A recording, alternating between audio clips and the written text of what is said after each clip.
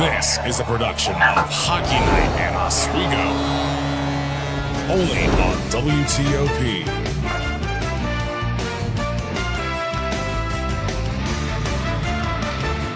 For the final time of the fall semester, the Lakers take the ice in front of the Oswego State faithful here at the Deborah F. Staley Ice Arena. An out-of-conference matchup featuring the 4th-ranked Utica College Pioneers taking on the Oswego State Lakers.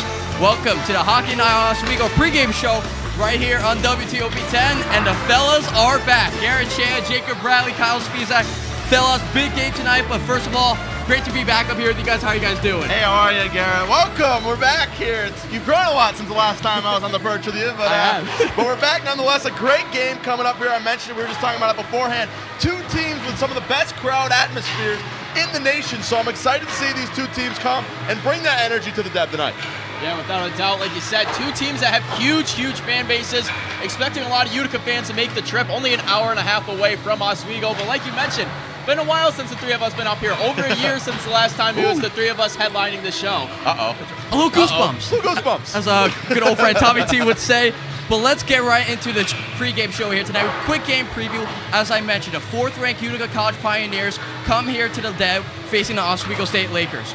Both teams are also coming off their respective teddy bear games and a lot of different outcomes. The Lakers, we'll talk about it a little bit more later on. But for the Pioneers, they come in guns a-blazing, basically. Big matchup here tonight. Absolutely, Garrett. I mean, these two teams, on paper, looked like they were probably going to play each other way back over Thanksgiving weekend during that Thanksgiving Invitational Tournament. But the Lakers lost to Elmira, so they never got to face Utica. So you could say, Kyle, this one's kind of a bit in the making between these two teams this year. Yeah, this has been really waiting throughout the season. Two teams that were at that time were very highly respected and ranked in the national poll. Oswego fallen out of the national poll since, but Utica kept climbing up and up. And like you said, they're coming off an absolute heater last game. They had 7-2 on their teddy bear toss against Stonehill. Putting up a big number like that, you're going to have that momentum. You're coming in guns a-blazing. Yeah, and of course, oh, sorry, I'll interrupt you. You can go. And of course, the Lakers, coming in off a loss, Kyle, so that's tough for them to want to come back. They lost to an in-conference opponent. Now you're facing, like you said, Garrett, a non-conference opponent, so it's a humongous must-win game for the Lakers tonight.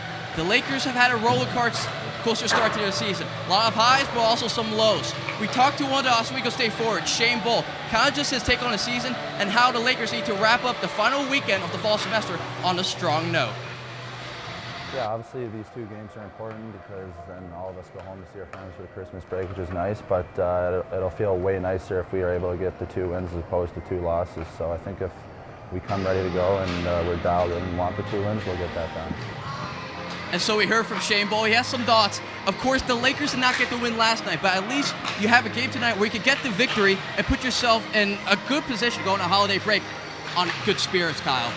I mean, yeah, this is a kind of have-to-win game for the Lakers. They're at 7-5 already in the season. They were around 5 losses throughout the entire season last year. So being down 5 already going into Christmas break, not where they hope to find themselves at this point of the season. And with the number 4 team, you have to take a statement win here if you really want any hope to try to make a postseason drive later on in the season. I mean, listen, Kyle, we've seen them do it before, pull out the miracle victories over these top-ranked teams in the nation. So the Lakers are more than capable of doing it today. But yeah, you can't mess around with this Utica team. Number 4 in the nation, and those 3 ties they have on the record have been against very difficult teams to play, and they've been able to hang tough with them, whereas the Lakers, on the other hand, 5 losses, you can make the argument to weaker opponents than them. So it's a big game, and the Lakers, you don't want to get swept on the weekend, for sure, especially not going into the winter break. We talked about how the Lakers are trying to avoid a weekend sweep. We'll take a look. We'll start with the Lakers last time out. Facing Cortland last night by losing by a score of 5-2 with Jacob. The Lakers trailed the entire game. They did not look good from the start. No, right off the bat, they were getting beat a lot on the forecheck throughout the game by Cortland. It was just fast break after fast break. It looked very sloppy from all accounts for the Lakers and a team like Cortland that probably they should have beat. You see on the stat line, 43 shots on goal last night, and they're only able to put 2 in. We talk about this a lot on this pregame show, Garrett. It's quantity. They're valuing quantity over quality, and they need to start doing the opposite. You look at Cortland, only 24 shots on goal, and 5 of them find the back of the net. So something has to change. The other thing that glares out on me on that is the power play, 0 for 3. We've talked about it for what seems like years now. The struggle on the power play for the Lakers against a team like Utica, who does not mess up on special teams at all. This needs to change today.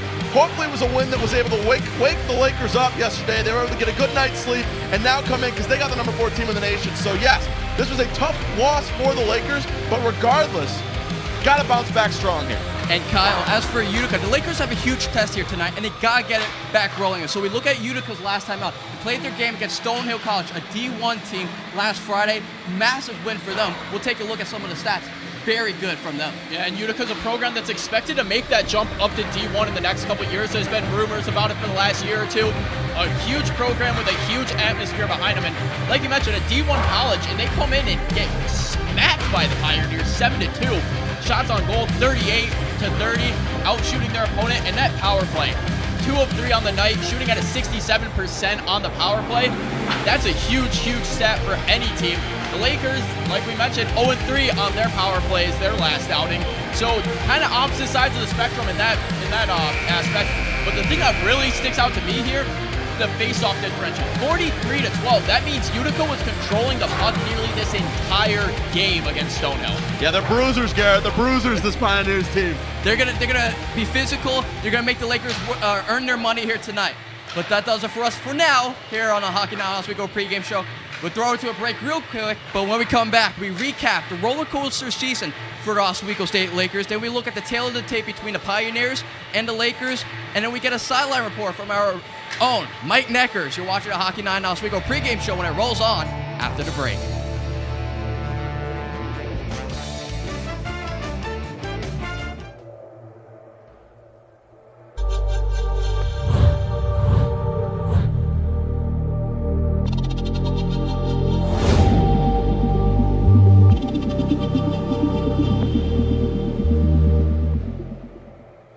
Say, President Stanley, whenever there's bad weather, who would you turn to? I'd turn to Storm Team 10. No, right but you've here. got to say it like this. Storm Team 10. Say it with me. Storm Team 10.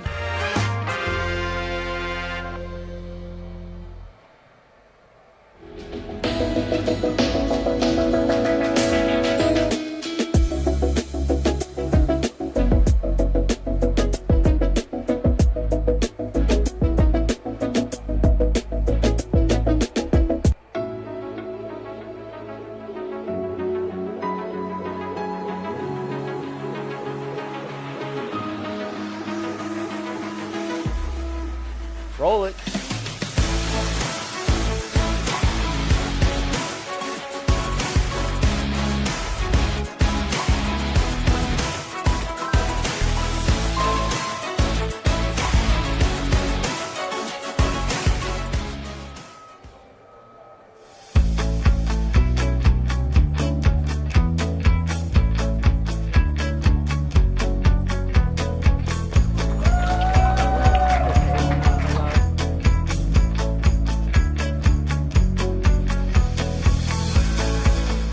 Jill told me it was Kitty from Glee. Yeah, what is it? Al Roker.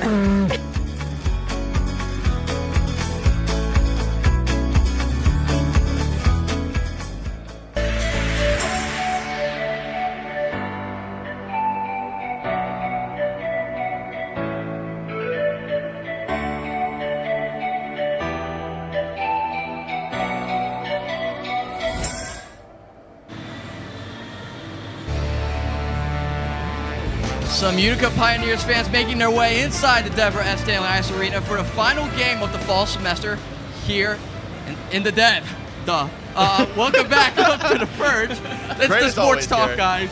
Garrett Chan alongside Jacob Bradley and Kyle Spizak. And guys, let's talk about the season recap as a whole because, like I said at the top, the Lakers, it's a roller coaster ride. Bunch of highs, bunch of lows. So we'll start with the positives. Jacob, let's look at the positives. Let's start off with some good news. Yeah, you know me, big positivity guy. Let's take a look at the good here. We talked about it a little bit early on. They have beaten not one, but 2 number ones in the nation. They came in here week 1 and they knocked off the Statesman in Hobart, and they looked really good doing it. And then they go on the road to Plattsburgh, beating the rival on the road. So 2 number 1 victories against 2 different teams. I probably should have done a little bit more research to figure out when the last time that's happened was. But regardless, an impressive feat for both sides as they were able to knock off number 1 twice. Also, Shane Bull has been an absolute dog this year for the Lakers. Tied or leads the SUNY in points per game or points in general with 22. He has absolutely put this team on his back, carried it all the way. Tyler Flack is close. He's been playing really well. Not listed there on the graphic. He's got 19. And the last thing I want to just shout out, a lot of new guys on this team. And even though it's taken them maybe a while to figure things out, there's been glimpses of greatness from the new guys like Brandon Milberg, who we're going to talk about a little bit more, and guys like Brock Krulicki. New people to this organization. They've really stepped up when needed to be, Kyle, and it's been absolutely great for this Laker team. Yeah, they have been a good addition to the Lakers team. And Jacob, as we mentioned, you're the positivity guy. Well, that makes one of us. I personally am not. We're going to go right into the bad for the Lakers. And, well, they welcomed in the Black Parade the last couple of weeks here in Oswego. 2 huge losses to Elmira to start off the season, losing to Elmira 7-3 after knocking off #1 Hobart, losing to Elmira 7-1 in the Utica Invitational, losing to St. John's, who was a 2-win team at the time, 4-2, and then last night's 5-2 loss to Cortland. It's just so up and down, up and down. They can beat these tough opponents, but it's the lower tier opponents or the opponents right around their own caliber. They're just not getting it done at all whatsoever. They got swept in the Utica Thanksgiving Showcase to St. John's and Elmira. And just the lack of point distribution throughout the entire roster. If you take a look, all the points are really between 2 players. Shane Bowles coming in with 22 points, 8 goals, 14 assists. Tyler Flack, 19, 9 goals, 10 assists. But then after that, the next one up is Connor Gato at 9 points. That is a 10-point difference between number 2 and number 3 on this Lakers team. And they just have to be able to get the puck around to their different teammates more often, whether it's rebound chances or just making that extra pass, not taking the congested shot. They have to find a way to get the puck moving around more. Kyle, you should break down some film for those guys in the locker room. But nonetheless, that's a bold statement. Hey, that wasn't me. That wasn't me. Against the number 4 team in the nation. Let's just say that. He said it, not me. Go ahead. Fair enough. But let's take a look. We see what the Lakers are capable of this season, but let's look at the tail of the tape between these 2 teams. Somewhat evenly matched, but power play struggles apply to both of these programs. Absolutely. I'd say they're evenly matched until they go to the penalty box. Yes, the Lakers have more power play opportunities, but the penalty kill, Kyle, for this Utica team is off the charts. Almost literally 95% on the penalty kill is this Utica Pioneer team. That is #1 in their conference by far. This is a team Lakers historically do not like to convert on the power play. Now you're facing a team that historically does not like to let goals in on the power play. 95%, Kyle. I don't know how you come back from that. No, this is really David and Goliath. This is the absolute tank that is the Utica penalty kill, not allowing anything to get inside, running the diamond formation, keeping everything outside, taking away all passing and shooting lanes. Oswego, on the other hand, their power play, it's been stagnant, not for 1 year, not for 2 years, but for the past 3 years. They have not been able to get a solid power play running here in the depth. They haven't been able to get anything going. Their power play percentage is always hovering right around that 20 right now, and last season under the 20% mark. That's not good. You need to be able to get goals in with a man advantage. Yeah, the Lakers just seemingly struggle on the one-man advantage. It's something that we're going to have to monitor, not just in this game, but over the course of the rest of the season. But let's take a look now at the matchup history between these 2 teams. The Lakers have had their ups and downs against the Utica Pioneers as we take a look. Lost 4-0 last year. Yeah, and this matchup started way back in 2002. These 2 teams faced off with each other for the first time. And in the last 4 or 5 matchups, the last 2 have gone to a win for Utica. But before that, in 2018, they tied 3-3. In 2019, they tied 3-3. So evenly matched matchups in those 2 years. But the Lakers have seen a bit of a decline when it comes to this Pioneers team in the past few years, dropping the last 2. Yeah, and especially if Utica's moving to D1 after this season, you want to go out with a victory if you're the Lakers, so why not make it tonight, especially if they're number 4 in the nation? We'll see what the Lakers are capable of, and we'll get more thoughts about how the Lakers have been doing overall this season. We throw it down to our style reporter, Mike Neckers, down at ice level. Thanks, gentlemen. Mike, what you got? When we dive into what's happened earlier this season, I think it's safe to say that the Lakers are the Giant Slayers. They started off the season by beating the 2022-23 Division III national champion Hobart Statesmen 3-2 in a stellar overtime victory. If you put that together with the Lakers' 5-3 victory over the then #1 ranked Plattsburgh Cardinals, the nickname doesn't come as too much of a surprise. But it isn't all sunshine and smiles here in Oswego, as they've been inconsistent and lost some pretty crucial games against SUNY Geneseo, St. John's, and Elmira twice, where they were outscored by a combined 10 goals. And how could I forget Cortland's dominant 5-2 win over the Lakers just last night, right here in the Deb. Will Santa Claus deliver the Lakers a win tonight against the #1 ranked Pioneers? Only time will tell. And speaking of time, I'm all out of it. That's all from me. Back to the desk. You didn't say Santa Claus was coming here today. I didn't, but How it about looks that? like he got it right here just in time. Ho, ho, ho. We'll throw it to another break, but when we come back, we'll throw it to the guys in the Steve Levy press box. Will they give us our evaluations of the people's, or today's attendees, as they like to say, and we take a look around the SUNYAC. You're watching a Hockey Night in Oswego pregame show right here on WTOP 10.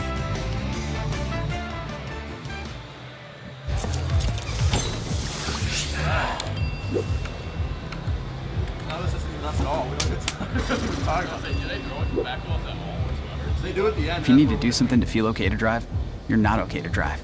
Don't drive buzzed.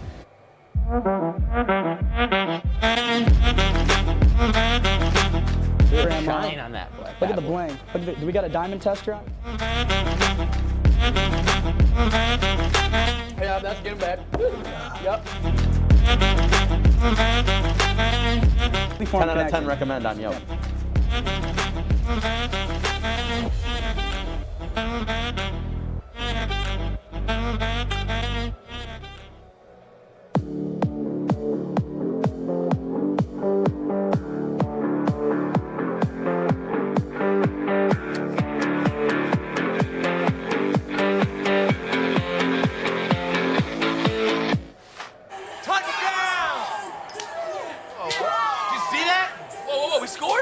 We're going to the playoffs. I can't believe I missed that. Every time I'm buzzed, I spend too much time on my phone. What? I should take your phone away. No. I'll call for a ride. Hey, why does my face look like that? I'm playing with these new face filters. Okay, you know what? Yep, that's mine. I'm gonna need that back. No. Kevin.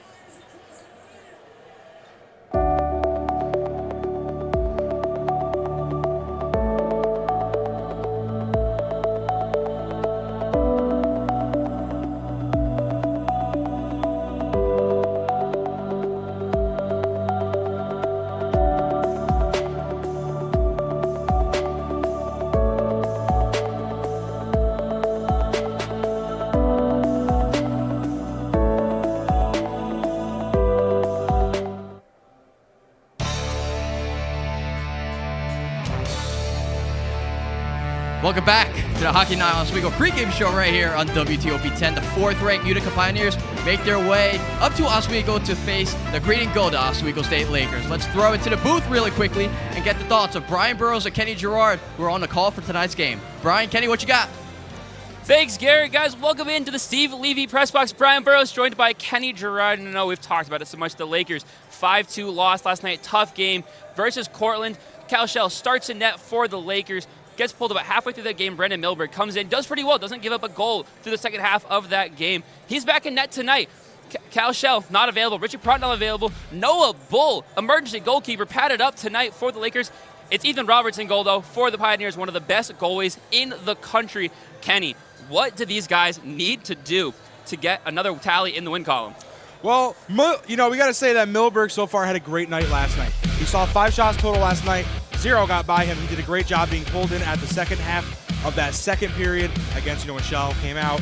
Roberts, though, 5-1, 3-1, 9 games started, 16 goals allowed, 1.76 goals per game allowed, a 93.5 save percentage. He's been on fire this far this season. As for Brandon Milberg, no goals allowed yesterday. 2-1 in his 3 games started, 5 goals allowed total.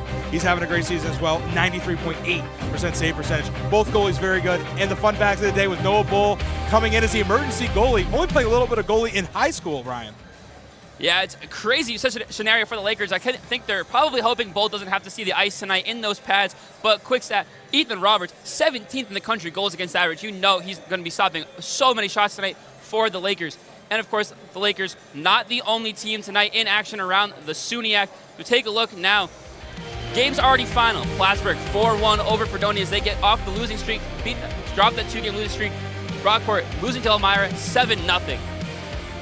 Yeah, that's a couple of big games right there. Plattsburgh last night dropping a game to Buff State 6-4. A not expected result, I'll tell you that much on my end, Brian. And then we see Elmira come in 7-0 over Brockport. Elmira doing very, very good against SUNY opponents so far this year, but a few more games as well, as we have Utica and Oswego right here in the Deb, obviously. Buff State going over against Potsdam. Newman taking a visit over to Cortland, and Mooresville taking a trip out to Geneseo. 4 more games, 7 o'clock puck drop, same as right here, Brian.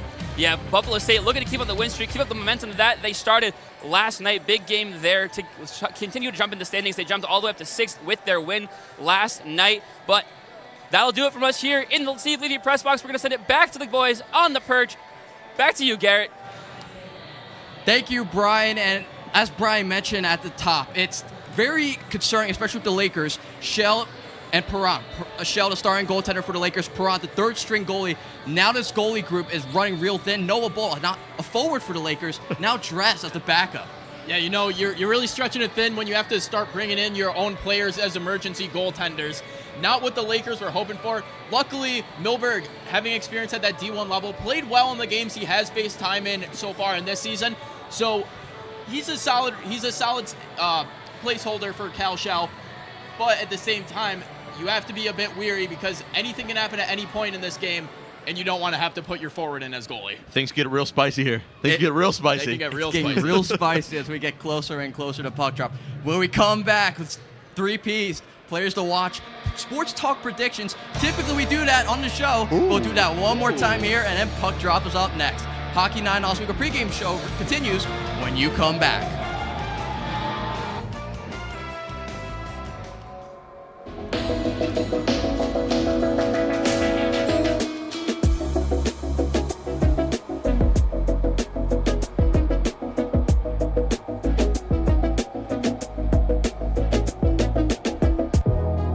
Welcome back to Major Discussion.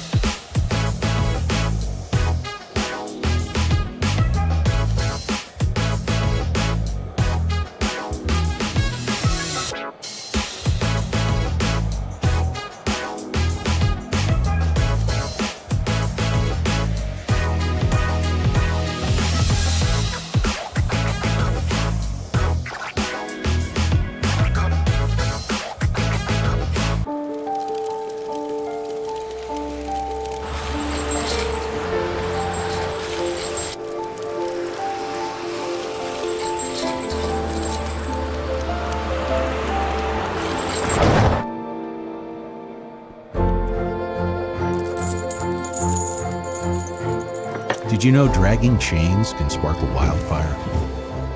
Only you can prevent wildfires. When I was in foster care, I never knew when I would have to move, so I always had my suitcase ready to go. Then one day, I was adopted. My new parents opened their hearts and home to me.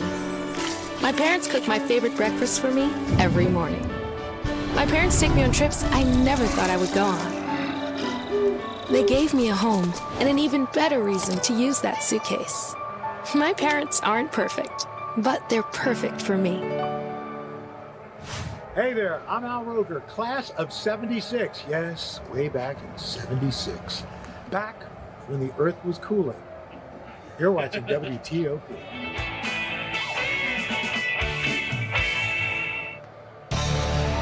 Ladies and gentlemen, boys and girls, children of all ages, welcome back inside the Deborah F. Stanley Ice Arena for the Hockey 9 Oswego pregame show right here on WTOP 10. Garrett Chan alongside Jacob Bradley and Kyle Spizak. And fellas, let's get right into the players to watch. Jacob, we'll start with you. Give me your Pioneer, give me your Laker. Absolutely. I'm going to start with the guy that shares my namesake, Jacob Brault. He has been on an absolute tear right now. 3 points versus Scoville in his last game. And I want to talk about how streaky he is. 2 points in his previous 3 games. But then before those 3 games, 6 points on 4 goals. So he scored again against Scoville. I'm going to expect him to come back here strong once again. Moving now to the Oswego side, I'm going for number 75, Cam Simons. And here's why. He was a part of both of the Lakers' penalties yesterday, outside of the unsportsmanlike conduct from Kirkosas yesterday. So I expect this guy to be scrappy. If the Lakers can use him as a guy to send the Pioneers to the penalty box, the Lakers are going to be in a prime opportunity to score here, Kyle.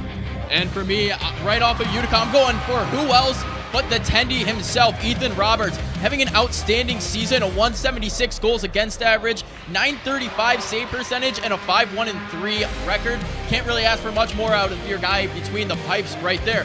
But on Oswego's side, I'm going to go for the guy who focuses at one thing at a time, Ryan Dickinson. Really the defensive stronghold and glue of this team. He's been the lockdown defender all year, 7 blocks, 2 goals. He can score on the rush, but at the same time, he's a lock it down, stay-at-home defender, keep everything away from his goalie. 4 players to watch, 2 from the Lakers, 2 from the Pioneers, but let's go back to a staple, back to season 1 of Sports Talk. Let's do some predictions. Spider-Man over here, you gonna dress up?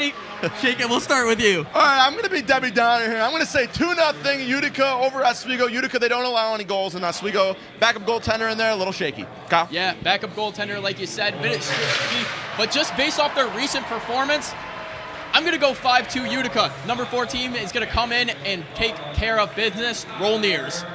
I have a habit of being wrong on my predictions, but this is going to not look good. It's probably going to not settle right with a lot of people. I'm going Utica 6, Lakers nothing. Wow. That's a hot take. That's a hot take, Jim, man. I'm getting some heat. And good thing you're out of here. Because you're not, people are going to be throwing tomatoes at you, Gary. Team's not going to let you live that one down anytime soon. Come on, not going to look good. Oh, my. But the Lakers changing goalie, we'll see what happens. I'm sure the Lakers, they're going to battle hard. They're going to fight tooth and nail to finish strong into the holiday break. Going to be a good one. Dig deep, bear down. Bear down. We'll throw it to another break, but when we come back, puck drop between the Utica Pioneers and Oswego State Lakers. Brian Burrows, Kenny Gerard on the call when you come back.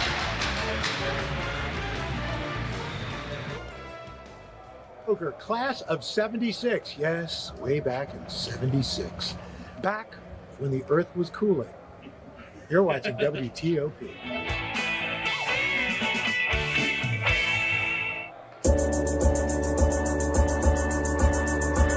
The Candlelight Show with Chloe and Anna.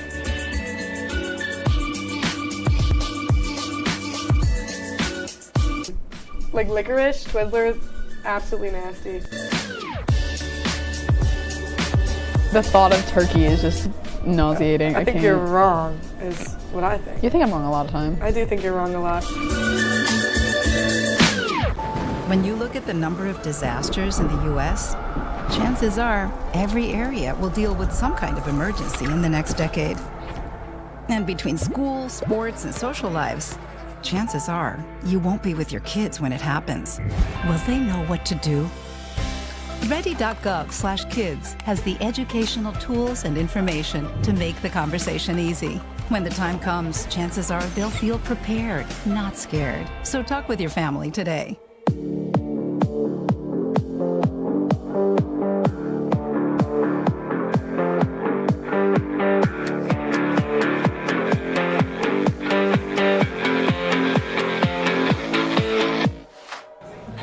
Put the keys down, Kevin. But I'm gonna drive home. There are several warning signs present that you shouldn't be driving. I guess I have really been looking for love in this dating app. Yep, I'm definitely gonna call a ride home.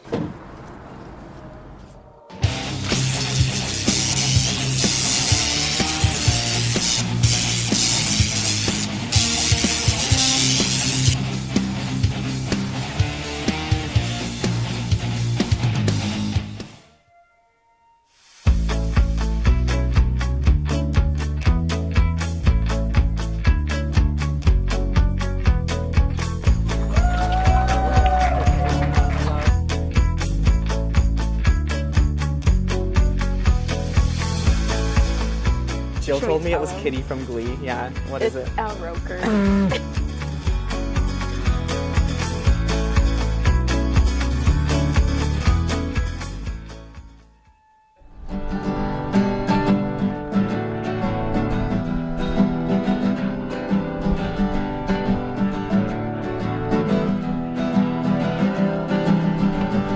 We're here for you, we're here for you. This is your channel 2. With sports and news and what to do, we're here for you. It's your TV, you're watching WTOP. Your TV, thanks for watching WTOP.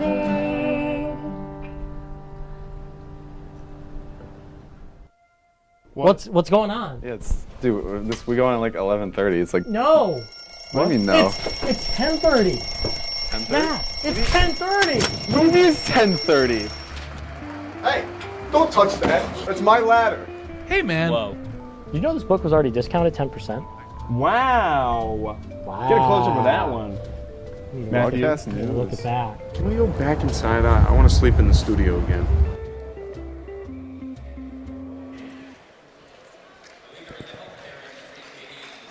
Welcome back into the Deborah F. Stanley Ice Arena. As we just said, just moments away is puck drop between the number 4 Utica Pioneers and the Oswego State Lakers. The Lakers obviously coming off that 5-2 loss last night to the Cortland Red Dragons after having a pretty big win just the weekend before against the Plattsburgh Cardinals, then ranked number 1 in the country. Utica comes in on an 8 days rest of a 7-2 victory over Stonehill. Kenny, what do these teams need to do here to get back on, for at least the Lakers get back on the snide? Well, you know, for the Lakers, there's one real big difference that we see at the beginning of this game that we didn't see at the beginning of yesterday's game, Brian, and that's who's the netminder. Our netminder tonight being Brandon Milberg and not being Cal Shell, a different, change of pace here for the Lakers. Maybe something they need, but we do know that both Cal Shell and Richie Perrant are currently out on injury, so you got to go your main man, Milberg. Milberg just has to really shut it down today. He's got to play his best game. He's got to go out and prove himself, make himself look like he should be the starting goaltender if he goes out there and performs. It's going to be a good game for the Lakers. Well, also the Lakers on offense need to make more opportunities. Yesterday we saw them very scrambled. They were in a lot on their own goalie, not making any connections, not breaking up those passing lanes. Nothing was really working for the Lakers. So making more opportunities for them for their team to work out will definitely benefit them in the long run here. You mentioned Milberg in goal, and you mentioned the fact that Perrant and Shell unavailable tonight. Noah Bull, the forward, is padded up tonight, emergency goalkeeper. On the other side, we talked about the pregame show, Ethan Roberts, one of the best goalkeepers in the country, as puck is dropped, and Utica will get the first possession of the game. Pass up the far side, goes into the offensive zone, grabbed in the far corner. Taken out, Lakers grow it. Shane Bull brings it across the ice, across the red line, taps into the zone, will chase it in the corner. Hit hard against the boards. It's grabbed in their side. Dickinson keeps it in the corner. Now Flack. Bull back to Flack. Couldn't get it. It goes across. Bull keeps it in. Shot goes wide. Lakers still have it. Bull again hit into the boards. They scrum for it in the corner before Bull takes it out.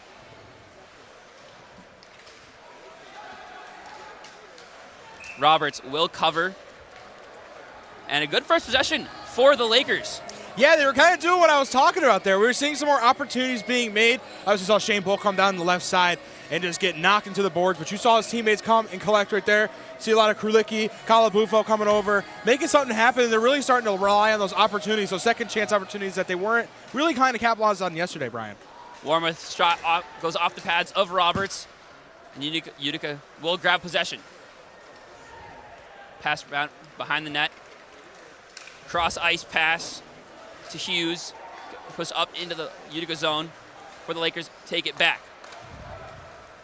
Kalabufo brings it across into the blue line. But pushed against the boards, the Lakers will steal it back. Connor Sleeth taken back by Pioneers as they just cleared out of the zone. Sent off the boards, but kept it in the neutral zone and into the Pioneer zone as the Pioneers go for a change. Quickly up the ice is Sleeth, chased by Ryan. Hit against the boards. Ryan keeps it, centers pass, taken away by the Pioneers. Cross ice pass as it's dump and chase for the Pioneers, but grabbed by the Lakers. Nolan Barrett, cross now. Lakers push up, tapped away at the logo, but kept in by Grimshaw. Shot on net, tapped away, and goal!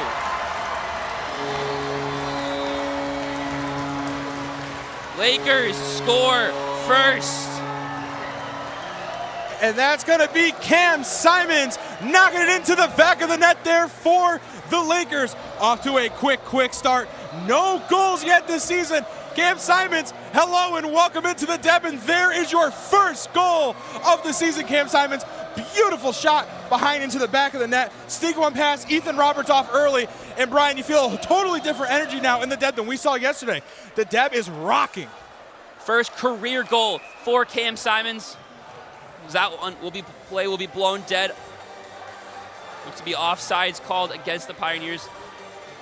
And you see the Lakers now, they're really winning that neutral zone battle that we didn't see yesterday. They're crashing in on the defenders. Their zone looks a lot cleaner. They seem a lot faster. They're really on their toes today versus yesterday they were playing on the back of their heels and the back of their skates. Pioneers win the draw. Skate back for sending it up. Can't keep possession as the Lakers have it. Tipped into the zone by Andriaki. Roberts stops it, leaves it for teammate. Push around to the corner. Big hit on the boards. 2 players down behind the net. This 4-on-4 for it's tapped into the zone. Pass off the glass. Lakers will recover. Tristan Francis with the puck. Dumps it up into the offensive zone before Pioneers get it back. 1-on-2 rush. Centering pass. Shot. Stick is lifted. No shot goes on. Pioneers 2 retain possession behind the net of Milberg. Shot on net, tapped away. Patted away by Milberg from Diorazio. Now Pioneers have to reset. Lakers get a couple changes. Milberg just centers it behind the goal. And the breakout from the Lakers. Nolan Barrett, pass off to Shane Bull. He's quickly skating across the ice. He'll go behind the net, wrap it before going across in the corner. Trips up, and Pioneers get it. 2-on-2 rush for the Pioneers. Pass behind number 17, saved, gloved by Milberg. And Milberg so far off to a very good start. He's got 2 shots coming his way. No goals getting behind him yet. Well, take a look at the other side. Oswego, 4 shots. 1 shot getting by Ethan Roberts. Both goalies playing a pretty good game so far. But the big difference we're seeing right now is Oswego, as I said earlier, really playing on their toes. They seem to be energetic and more alive today. I'm not sure what Ed Gosick said to them yesterday, but whatever he said got them fired up. Puck is dropped. Lakers win it. It's quickly dumped up across the red line. Left behind. As the Lakers continue just swarming around the puck, and they will retain possession. Air pass up the ice. Sleeth chases, but Utica retains it. Cross ice to Aiden Hughes. Tapped into the zone off his skate, but the Lakers take it back. Simons battling for it. Krulicki on the far side in front of the Utica bench. He'll win it, and it's 3-on-3. Dumps it to the backboards. Lakers still chase. Utica takes possession. Big hit on the boards there. But the Pioneers will go with the breakout. Pass goes all the way around on the boards into the far side. Lakers continuing to take possession. Utica hasn't gotten much offense going quite yet. As hit almost into the penalty box there. Chased by Grimshaw. The Pioneers keep it. Pass off the boards again. The Lakers get the loose puck. AJ Ryan, pass underneath to Cam Simons. Shot by Ryan is tapped, deflected away. Lakers have it in the corner. Back to Warmouth. Warmouth shot on goal. Blocked by the defender, but Warmouth will retain it. Battles for it in the corner, 2-on-2. Utica finally clears it out, and the Lakers have to reset the offense. And Oswego playing a lot better in their own zone. When you see Utica now having possession in the Oswego offensive zone, you still see Lakers coming down there and attacking, playing much better D and much more tight up today on the Pioneers. Shot on goal, again blocked away by the defender. The Lakers just dump it in. Will be onside. Lakers have a 3-on-3 opportunity. Shot is whiffed by Jackson Arkin. And the Pioneers have a 2-on-2, 3-on-3 opportunity. Shot again patted away by Milberg. Big hit behind the net. The Pioneers have a chance to set up an offense. Long shot, catched right in the middle by Brandon Milberg.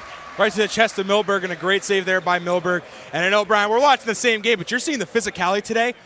Way different energy than we saw yesterday from the Lakers. The Lakers looking a lot more physical. A lot of big hits, a lot of booms that you can feel in my chest up here. A lot of big shots, big hits today. The Lakers looking a bit more physical.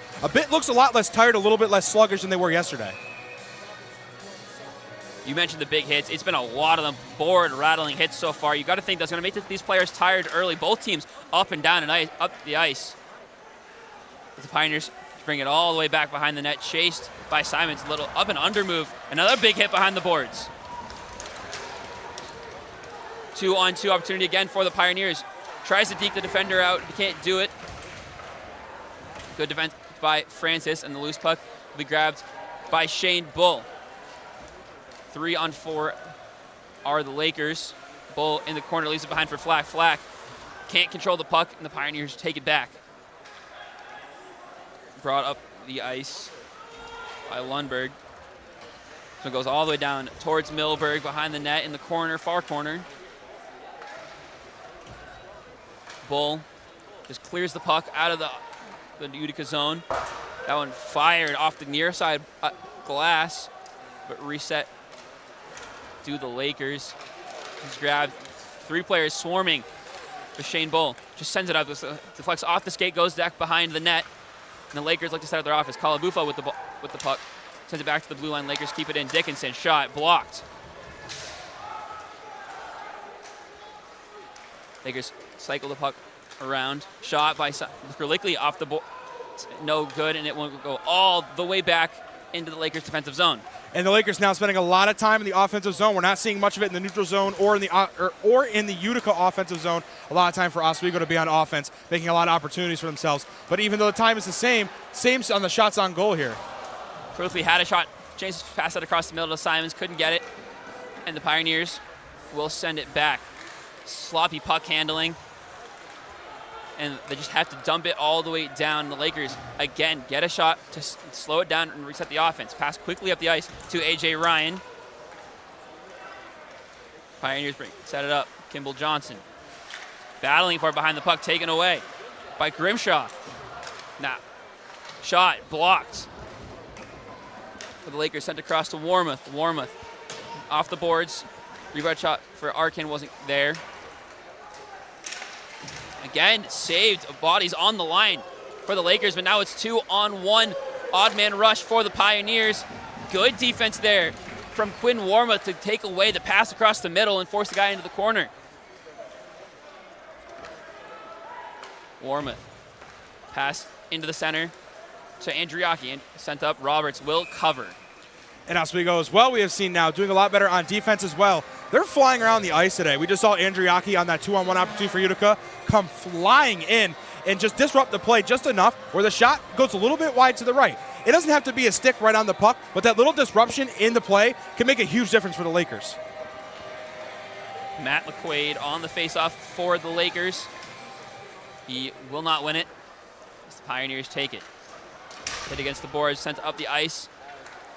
Lakers, now Pioneers with the puck. Lakers take it back. That will be cleared and go all the way down towards Roberts. Pioneers win the race, and icing is called.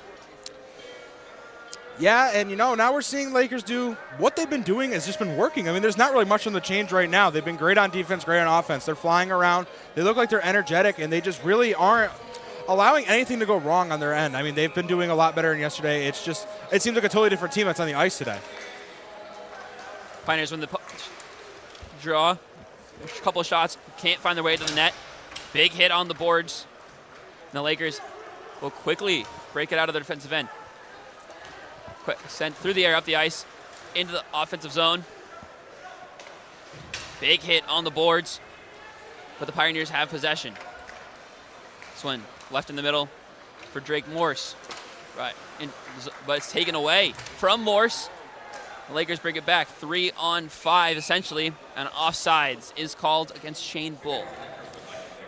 Yeah, and the Oswego defense now, we just mentioned, is doing a lot better. We saw right there a nice steal there by the Lakers, cutting off those passing lanes. Something yesterday they really seemed to forget to be doing was cutting down on those passes. They were allowing open shots, open passes all day long. That's allowed Cortland to go up 5 very quickly in that game. Now today you see the difference. Now they're cutting off these passing lanes. They have better gap control. Their defensive IQ today looks a lot better, and they're doing the rudimentary basics of hockey just much, much better than they were yesterday. Centering pass shot, saved by Milberg. He'll cover. great one-on-one there from Brandon Milberg to make sure that Lakers keep the 1-0 advantage. And that might have been the Pioneers' first big opportunity we've seen today. A beautiful shot opportunity there for the Pioneers. But Milberg looks like he's proven himself so far. Gets right in front of it, hits him in the chest, drops down, he ices it, stops play. Now we're going to get a face-off in the Utica offensive zone. You mentioned Milberg's 5 games this year, a 1.71 goals against average. As the Pioneers win the draw. They'll keep it in and send it down into the corner. Shane Murphy. The Lakers take it away. Pass controlled. Connor Gato sends it up. Shane Bull shot off Roberts, no good. Lakers can't keep it in. The Pioneers have a 2-on-3 rush. Herrera was tied up, and the Lakers take it back. It's just tapped into the offensive zone by Tyler Flack, and the Lakers get a change. Good line change coming in here for the Lakers. Get some fresh legs on the ice and allow to try and stop the Utica offensive push. Lakers, again, 2-on-3 rush brought cross by Sleeth. Now taken by the Pioneers in the far corner.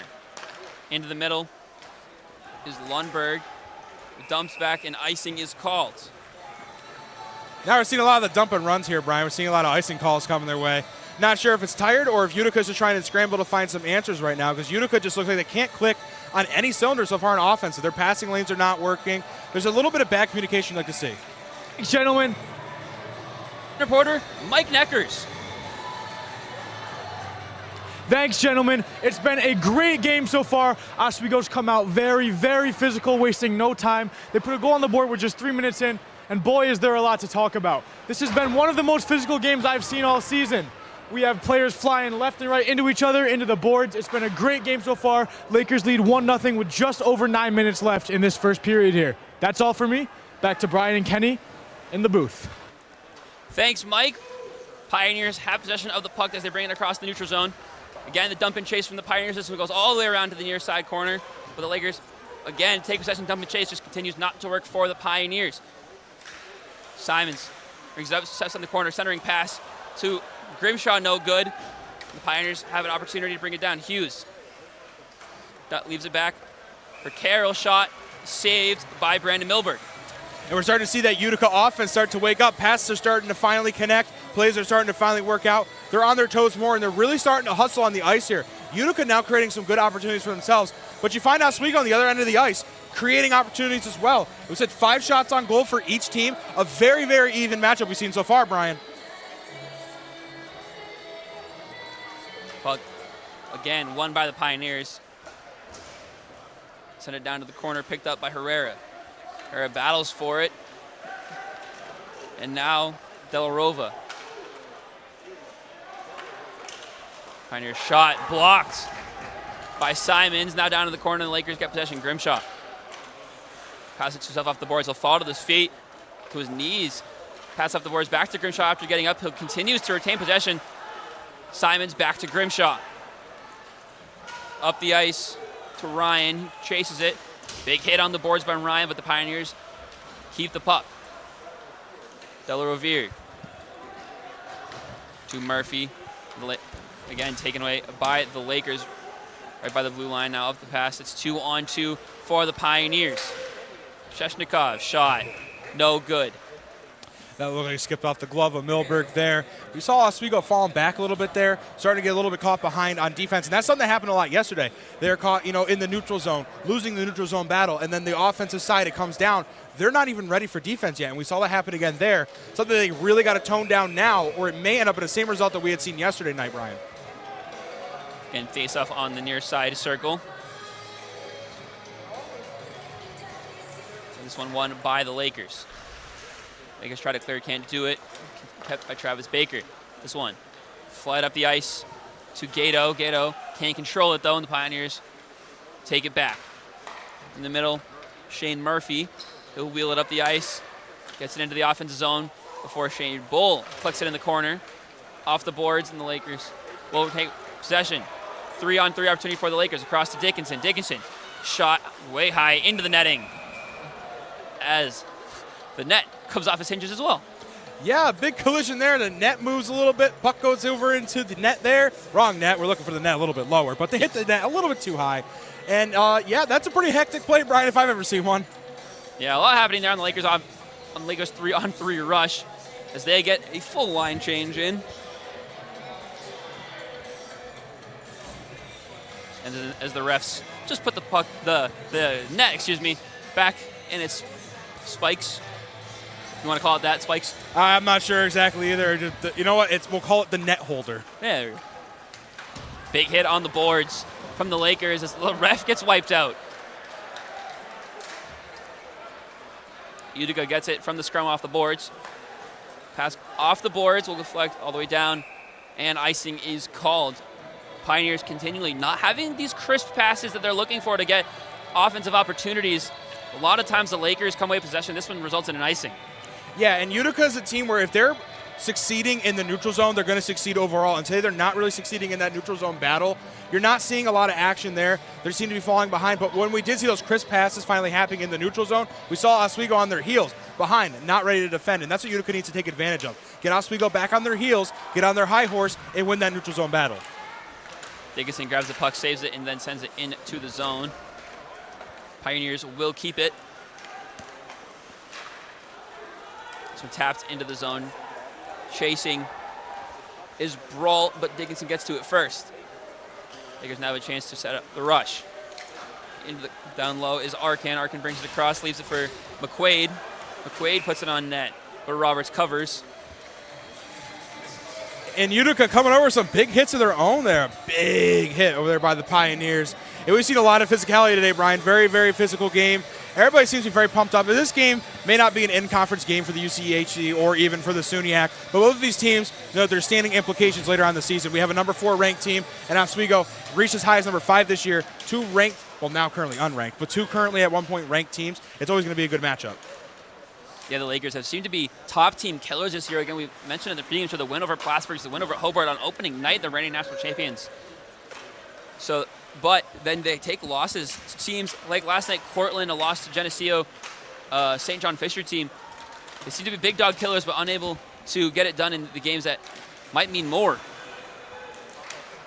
Yeah, they lost a big game again, Elmira twice now. They're falling to teams that we would consider, I'd say, to be on their level of play. Well, they come into teams that should be above their level of play, and they're coming in and winning these big games. 3-on-1 rush for the Pioneers, and that's a goal. Aiden Hughes sends it top corner. And that's exactly what we were looking for, Brian, if you are a Utica fan. They won the neutral zone battle. They were on their toes. They brought it in. They caught Milberg off guard. They caught Oswego on their heels. And it's exactly what they needed to do, and it's exactly what they need to continue to do if they want to take a win here today against the Lakers. They need to play that fast game. Catch them off sides. Don't catch them ready to go. They're winning that neutral zone battle, but if they can move it over the blue line quicker than Oswego can skate over, they're going to win that battle every time, and that's why we're now looking at a 1-1 score, Brian. Pioneers win the draw. Sent into the zone. Grabbed by Barrett and now sent up. Now into the neutral zone. Pioneers get it back into their offensive zone, but the Lakers retain possession. Sent off the boards. Grabbed back by the Pioneers, though. Goes across. And the Lakers, again, take it back. 2-on-4 chance for the Lakers. They'll slow it down and set up the offense. Nolan Barrett near the blue line dumps it down into the corner. Grabbed by Scoville. Scrum down behind the net. As Pioneers poke it out and take possession. The cross ice goes off the skate. And it's a race to the end boards. Won by the Lakers, so an icing is called. And now we're seeing Oswego start to spend more time in their offensive zone again, as we had seen in the first, I'd say, about 10 minutes of this game. We've seen them in their own offensive zone a lot. But the previous 5 minutes, we've seen a lot of time with Utica in their offensive zone, pressuring Milberg, turning up the heat. But, Brian, there's still one stat that's been the same all game long. They are still tied on shots on goal. 6 apiece, the score, 1 apiece, a very even match so far. Pioneers continually winning the draws here as set up at the red line, taken away by the Lakers. Just kind of tapped across to the near side, picked up by Tyler Flack, then across. Dickinson now up the ice, Shane Bull chasing. He'll deliver a hit on the boards with the Pioneers, again retaining possession as they go for the breakout pass up to Murphy. But again, misfired pass. Now Bull takes it back, gives it up to Flack, who leaves it behind him. Bull taps into the zone, and they run into each other and the ref, and the Pioneers have a chance to bring it out. Sauce going for the dump and chase. Tap down by Baker, and the Lakers retain possession.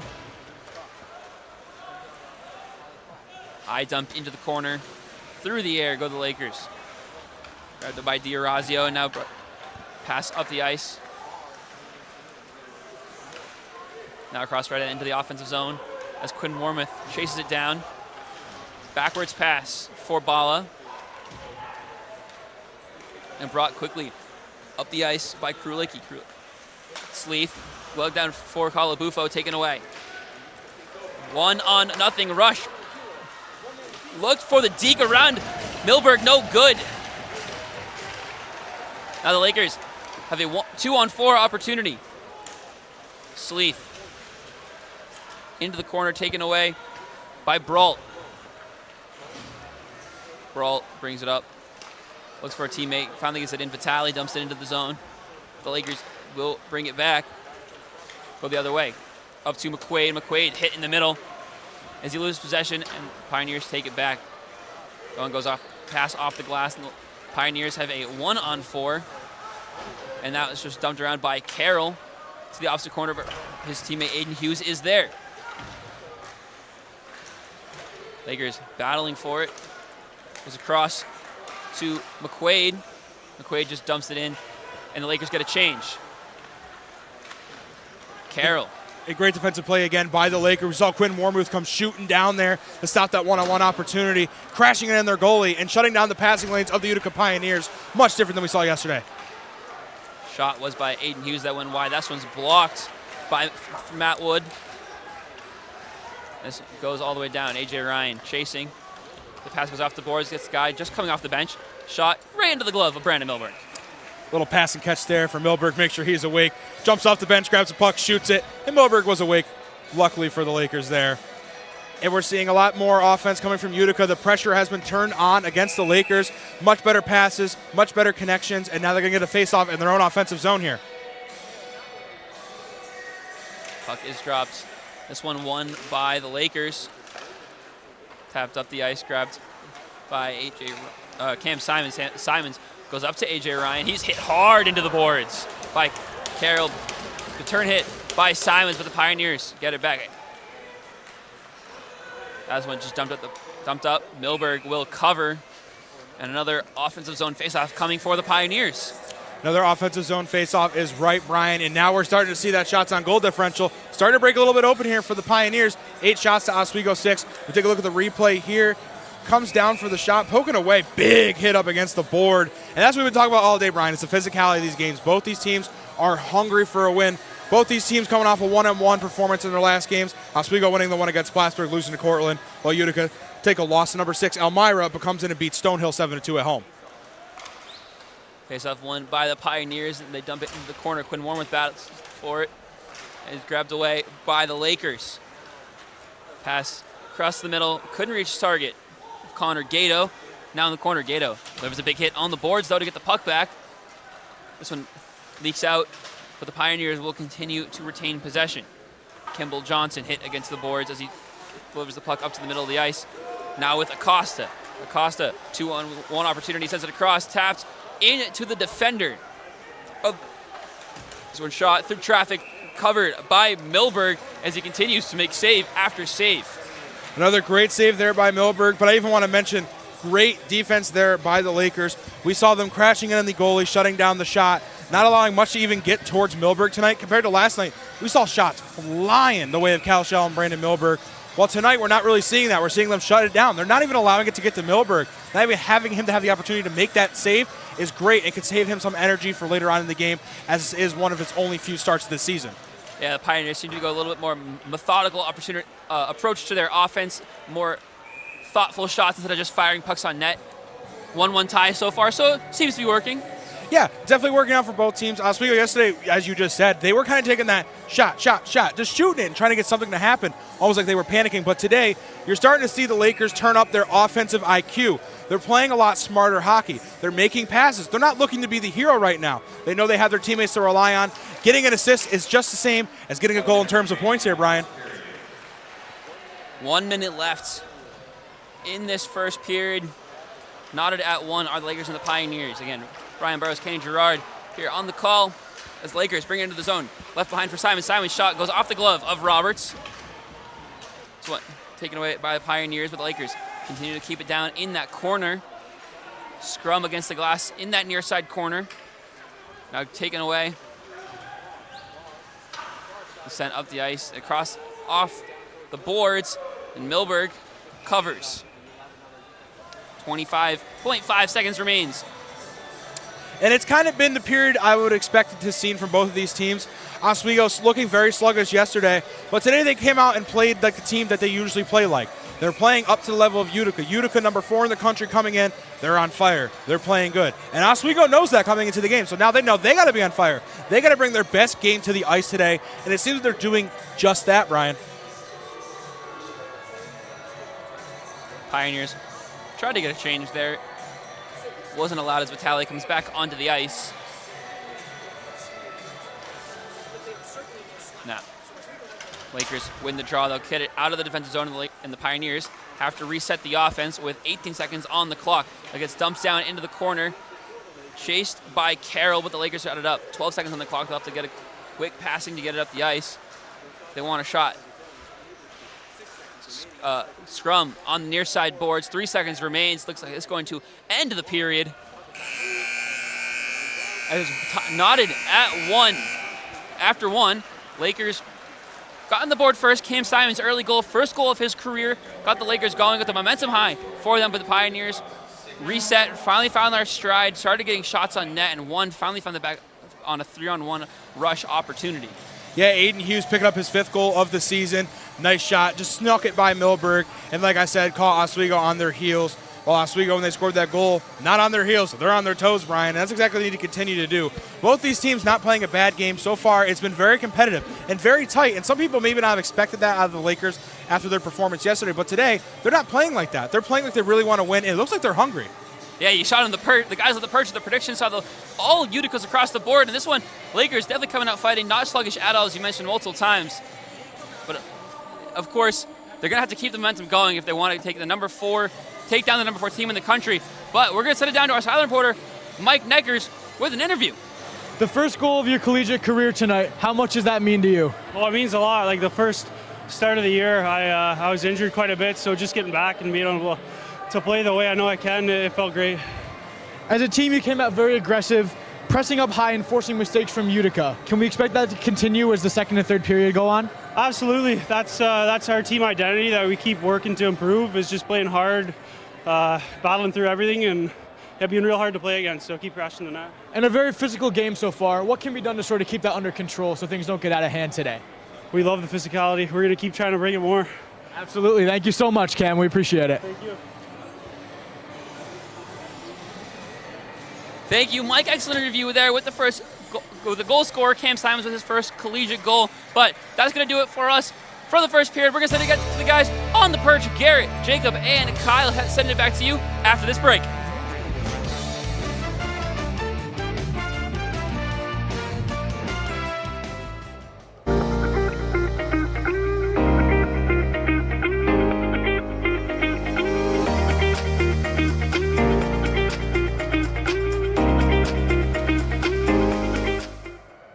What's going on? Yeah, dude, we go on at like 11:30. It's like no. What do you mean no? It's 10:30. 10:30? Yeah, it's 10:30. What do you mean it's 10:30? Hey, don't touch that. That's my ladder. Hey, man. Whoa. You know this book was already discounted 10%? Wow. Get a close up of that one. Broadcast news. Look at that. Can we go back inside? I want to sleep in the studio again.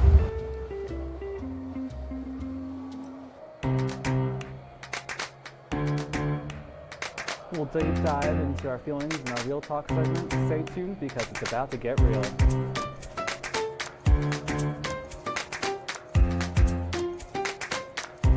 When I was in foster care, I never knew when I would have to move, so I always had my suitcase ready to go. Then one day, I was adopted.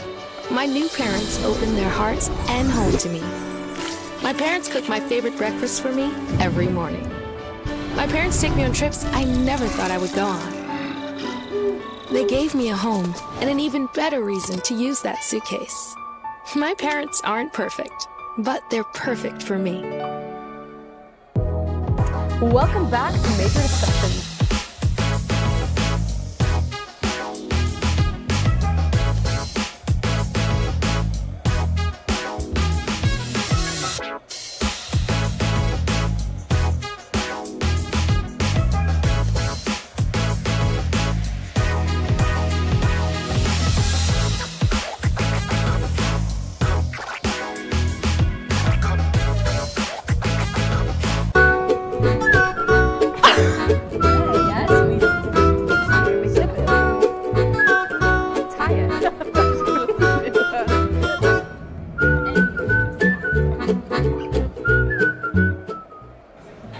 Put the keys down, Kevin. But I'm gonna drive home. There are several warning signs present that you shouldn't be driving. I guess I have really been looking for love in this dating app. Yep, I'm definitely gonna call a ride home.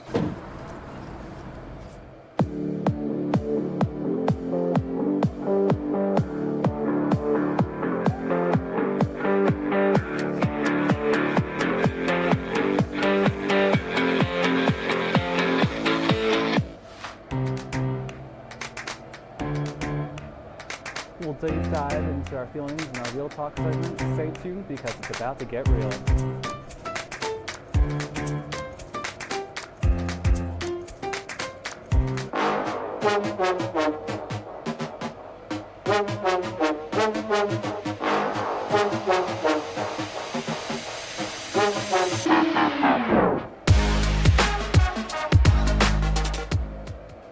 What's going on? Yeah, dude, we go on at like 11:30. It's like No. What do you mean no? It's 10:30. 10:30? Matt, it's 10:30. What do you mean it's 10:30? Hey, don't touch that. That's my ladder. Hey, man. Whoa. You know this book was already discounted 10%? Wow. Wow. Get a close up of that one. Broadcast news. Look at that. Can we go back inside? I want to sleep in the studio again.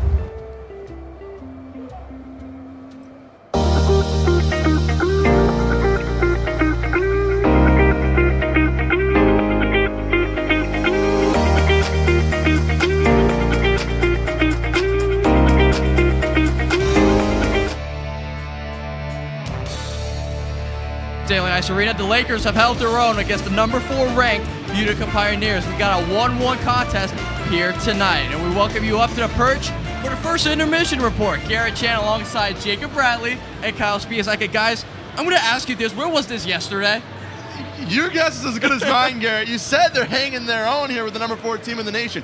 They're doing more than hanging their own with this team. They're outplaying the Pioneers through 20 minutes of action. Who would have thought, right after the slugfest we saw yesterday from this Lakers team, that they came out here and absolutely, they definitely won this first period and they looked like the better team. No, they did. They were really controlling the game off the bat, and kind of going back to what we were talking in the pregame show. Lakers are one of those teams, they play up to their competition. They play great against those great teams. They play down to the level of the opponents who aren't that same powerhouse capability of a team that the Lakers are. So we have the number 4 team in the nation, and like we saw in the two number 1 games against Hobart and Platte, and the number 7 game against Geneseo, they're playing a really strong matchup right now. A really strong game, and it all got started with Jacob's player to watch. Wow. Cam Simons. Who would have thunk it? But let's take a look at some of the goals. We'll start with Cam Simons here, and Jacob, break it down. What you saw? Cam Simons, I mean, a little give me. Look at this little rewind. Whoa. Here he comes on the deep shot. A lot of traffic in front of the net, and Simons is there, buries it home. Welcome to college, young fellow, with the big follow through. And Cam Simons. I'm gonna go get myself a Cam Simons jersey after this one, I think. Oh, okay, all right. As my first ever player to watch, second ever in life, but my first one that I have gotten right. So Cam Simons, how about that? No, I mean, and that's exactly what the Lakers need to do successful in these games. It's those dirty garbage goals right in front of the goalie, those greasy rebounds. You get the opportunity, you don't think of where to put it on. You see the puck on the ice and you just go slap hope for the best. Yep, and he did just that, and now he's got himself a goal. Cam Simons, his first collegiate goal with an assist, courtesy of Trent Grimshaw and Nolan Bear. But let's move on to the Utica side. A goal by Aiden Hughes, his 5th of the season. Kyle, what did you see on this play? I just saw what we were talking about with the Oswego team. They have to watch for the line rush, and Hughes just snips that one. Top shelf, he sends the water bottle for a little bit of a ride. Ready for this one? He toe drags it in, going out wide, brings it in. Yee! Water bottle goes up in the air. Just an absolute rocket from the middle of the hash marks. And that's what Ghostic was talking about this week in interviews and practice, and the team as well. The line rush is going to be dangerous. The Lakers do not hold against the line rush well. As we saw there, a 3-on-1 opportunity finds the back of the net. Is that the sound a rocket makes right there? Yee! Never heard a rocket that makes that sound, but yeah, let's the light up, let's the bottle up. Have That's a night. Right. But that's the only blemish for Brandon Milberg, the Oswego State Lakers goaltender. We'll take a look. He's been holding his own so far. And Jacob, Kyle, what have you seen from the second-string goaltender of the Lakers? Oh, he's been standing on his head today. He's been going absolutely crazy. He's using that glove side like a first baseman, like a gold glove first baseman, may I add. He's been playing great. I mean, Cal Shell struggled a little bit yesterday. Possibly might have been a little sick or whatever along those lines. But regardless, Cal Shell, hey, Brandon Milberg's making his case right now. So you can't deny that one, Kyle. No, and Milberg has looked really good, facing some hard opportunities. We saw a 1-on-0 rush where Utica was able to get behind Oswego's defense. It was just Utica and Milberg came out victorious on that, pushing him all the way to the far side of the post, taking away any shooting angle. But his defense has been there to help as well. A huge play earlier in the game, Tyler Flack coming back on the back check. A Utica player ready to fire one right at the hash marks in the slot. Flack comes from the other side of the ice, gets there, lifts the stick, takes away the shooting opportunity. And you know what, too? He looked good yesterday, right? One of the bright spots yesterday against Cortland was Brandon Milberg and his play and goal. And he's starting to now transpire that. He's played 4 in a row, pretty much 3 in a row, solid periods for this Lakers team. So, yeah, Brandon Milberg, I mean, he's been holding this Lakers team accountable right now, and he's been doing a great job. Brandon Milberg certainly staying in his own in front of the net, but he's also getting some help from the Lakers defense as well, as we took a look at some of the hits around this first period. Both sides really going hard at each other, charging each other into the boards, and they're making each other deserve it, basically. You know it's a physical game when the boards are going to be sore in the morning, and that's exactly what's happening. These two teams, we talked about them being bruisers in the first, or in the pregame show. Oh my God, did we underestimate them? Because both these teams, they must owe each other money or something, because they're hitting each other as hard as they can into the boards right now. It's insane. Like a 2007 POD song, Here Comes the Boom. Write that one down. Getting that. That's the third song reference of the broadcast now. Just absolute haymakers coming from all over the ice. Utica, Oswego, both sides, they are pounding each other into the boards. All over the ice, they're hounding them no matter where they go. And as your player to watch, Simon, said in his interview with Mr. Neckers after the period, they love the physicality, and they said, we plan to up the ante next period. They're going to make it even more physical. Bring it on. Bring it on, and that's what we like to see. It makes it up for a great show here inside the Wheelhouse. As we, Kyle, we had an interview with a couple of the Oswego State players, and one of them was Shane Bull and Brock Rulicki, and also Tyler Flack. And one thing they noticed, especially in the game plan and heading into against the Utica Pioneers, is the trap play. Can you explain that for us? What do you see here tonight? And has Utica been successful so far in the first period? So essentially the trap is you send one forward down to the goal line, and you flush out the defense one way or the other. Then you have your wingers come down from the wings, throw a body on the defenseman moving up, and essentially that other forward comes up with him. You have a 2-on-1, and you're trapping the puck down in their own zone. Utica's been trying to run it, and the Lakers have been able to break the trap quite well to start the game. There was a few instances where they played the trap quite well, were able to keep it in. For the Lakers, they're getting their breakout passes up the middle, chipping it high off the glass. Those are the two ways that you really break the trap, is by getting it right up the middle to your center coming up high, being able to get it off the boards, let your wingers chase it down. And they're doing a great job. Just the breakout and puck movement for the Lakers has been able to break any system Utica's been trying to run lately. Yeah, I mean, listen, this Lakers team has looked tenfold better, but you talk about the trap. I mean, it goes that way in every sport. Hockey, basketball, doesn't matter. I guess not baseball, but every sport possible. Keep it out of the corner. The shift, same thing. Keep it out of the corner. You want to go where the team isn't, and the Lakers have done a great job of reading that play one ahead and then capitalizing on it. And like we say, Utica has their game. You said you want to break down the film. I think they might have already the film broken down because this team is looking great. They're jumping one step ahead of Utica right now, and through 20 minutes, they look like the better team. Yeah, and you talk about they're one step ahead of the Utica Pioneers, and that's not something we saw yesterday against the Cortland Red Dragons. The Lakers trailed during the entire 60 minutes, so we're seeing a different Lakers team. If you're looking ahead to the second and third period, what is Coach Ed Gosick saying to the guys? You got to be really happy with the outcome so far. Got to keep up the intensity. Keep going at the rate you're going. They're playing with a lot of energy and a lot of just passion on the ice. You can see the Lakers in games that get more physical, that's the games they play their best. It kind of flips a switch in their head, flip a little bit, and then really just gets them going. It gets them heated. It gives them that second wave of energy to just push past their opponents and get that edge. Absolutely. A great contest here inside the Deborah F. Stanley Ice Arena, but let's take a look around the SUNY. A lot of intriguing matchups. We'll start here. Potsdam trailing against Buffalo State 3-0. Cortland up 1-0 at the end of the first against Newman and Geneseo. Top team in the SUNY, 3-0 lead over Morrisville as they start the second period. Guys, you looking at those matchups, what is one that sticks out to you? I mean, if I'm Oswego, I'm keeping an eye on that Geneseo team. Yes. As the famous Ricky Bobby once said, if you're not first, you're last. So you want to see that top team go down.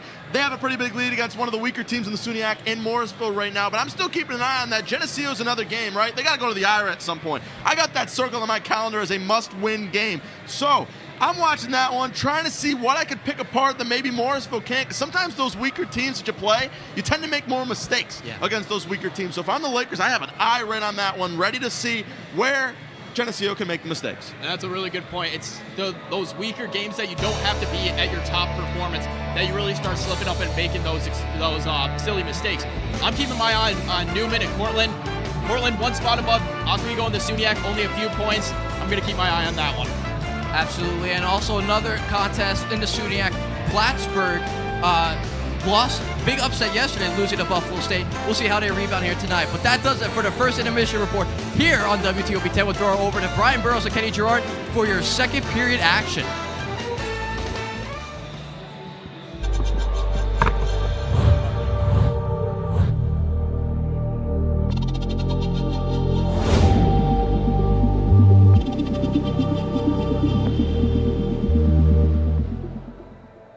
Say, President Stanley, whenever there's bad weather, who would you turn to? I'd turn to Storm Team 10. No, but you've got to say it like this. Storm Team 10. Say it with me. Storm Team 10.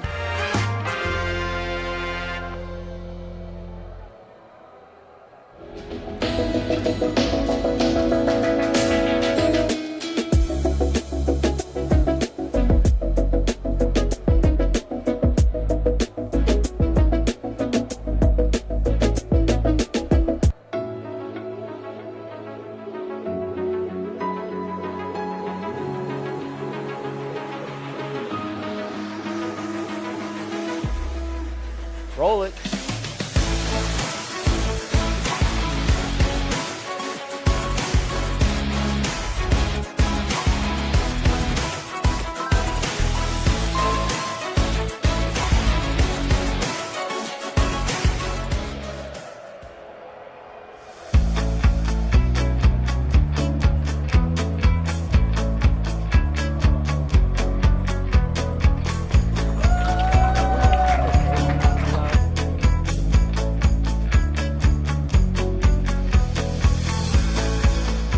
Jill told me it was Kitty from Glee. Yeah, what is it? It's Al Roker.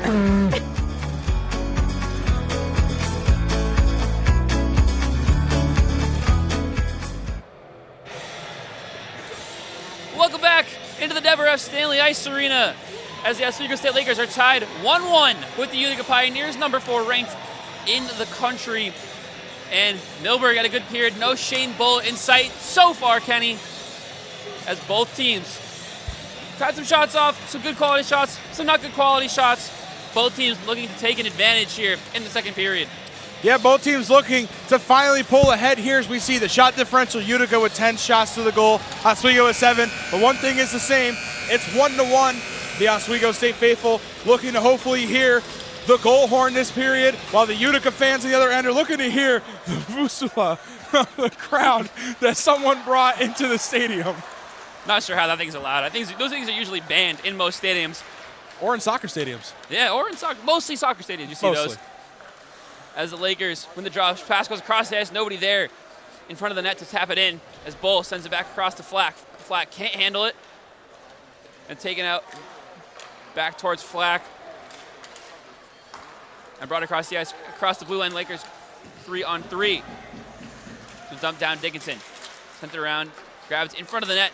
And the Lakers take it back the other way. Shane Bull, 2-on-3 as he just drops the puck behind him, taps it down to the corner to Flack. Flack get back to Bull, but they're trapped down in the corner by the Pioneers, and they will swing around the net and bring it out and set up the offense.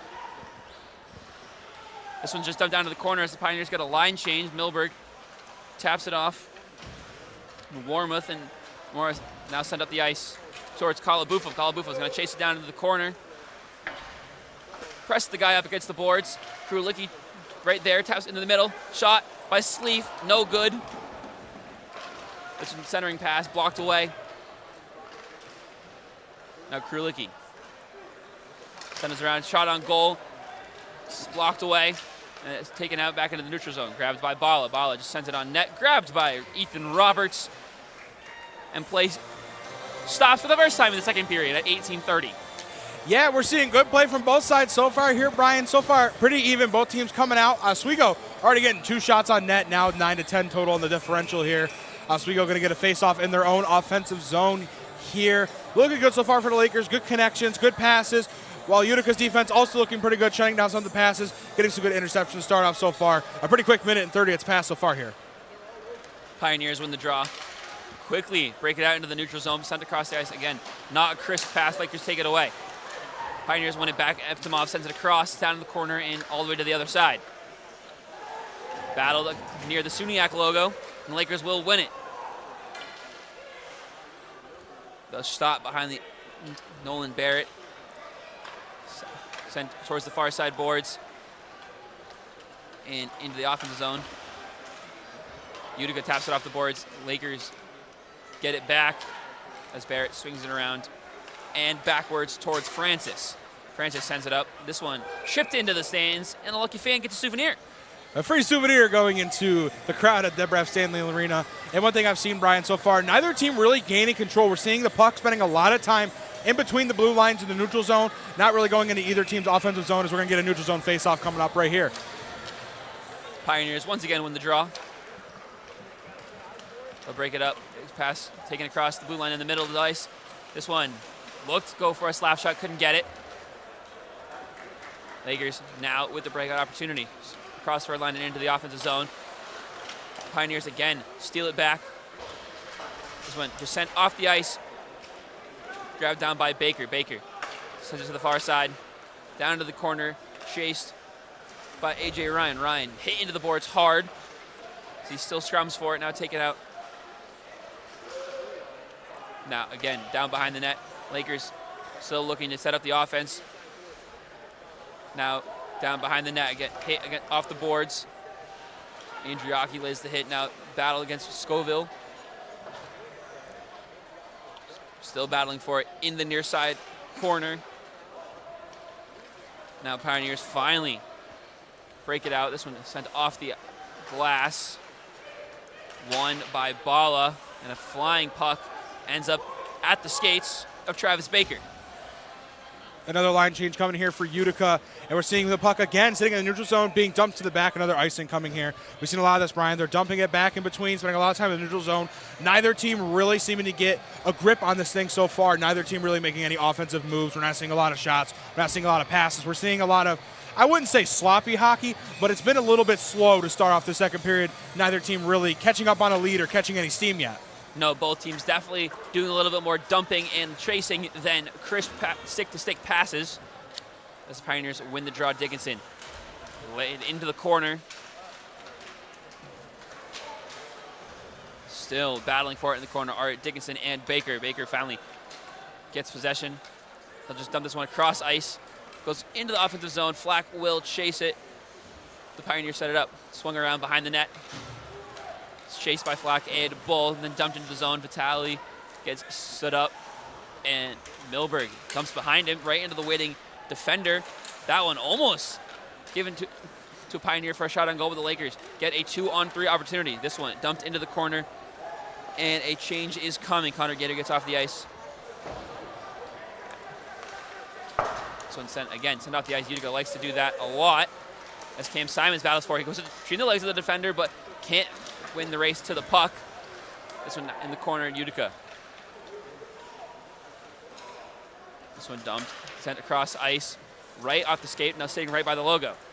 Calabufo taps at the skates of the defender. This one shot and goes into the netting above the glass.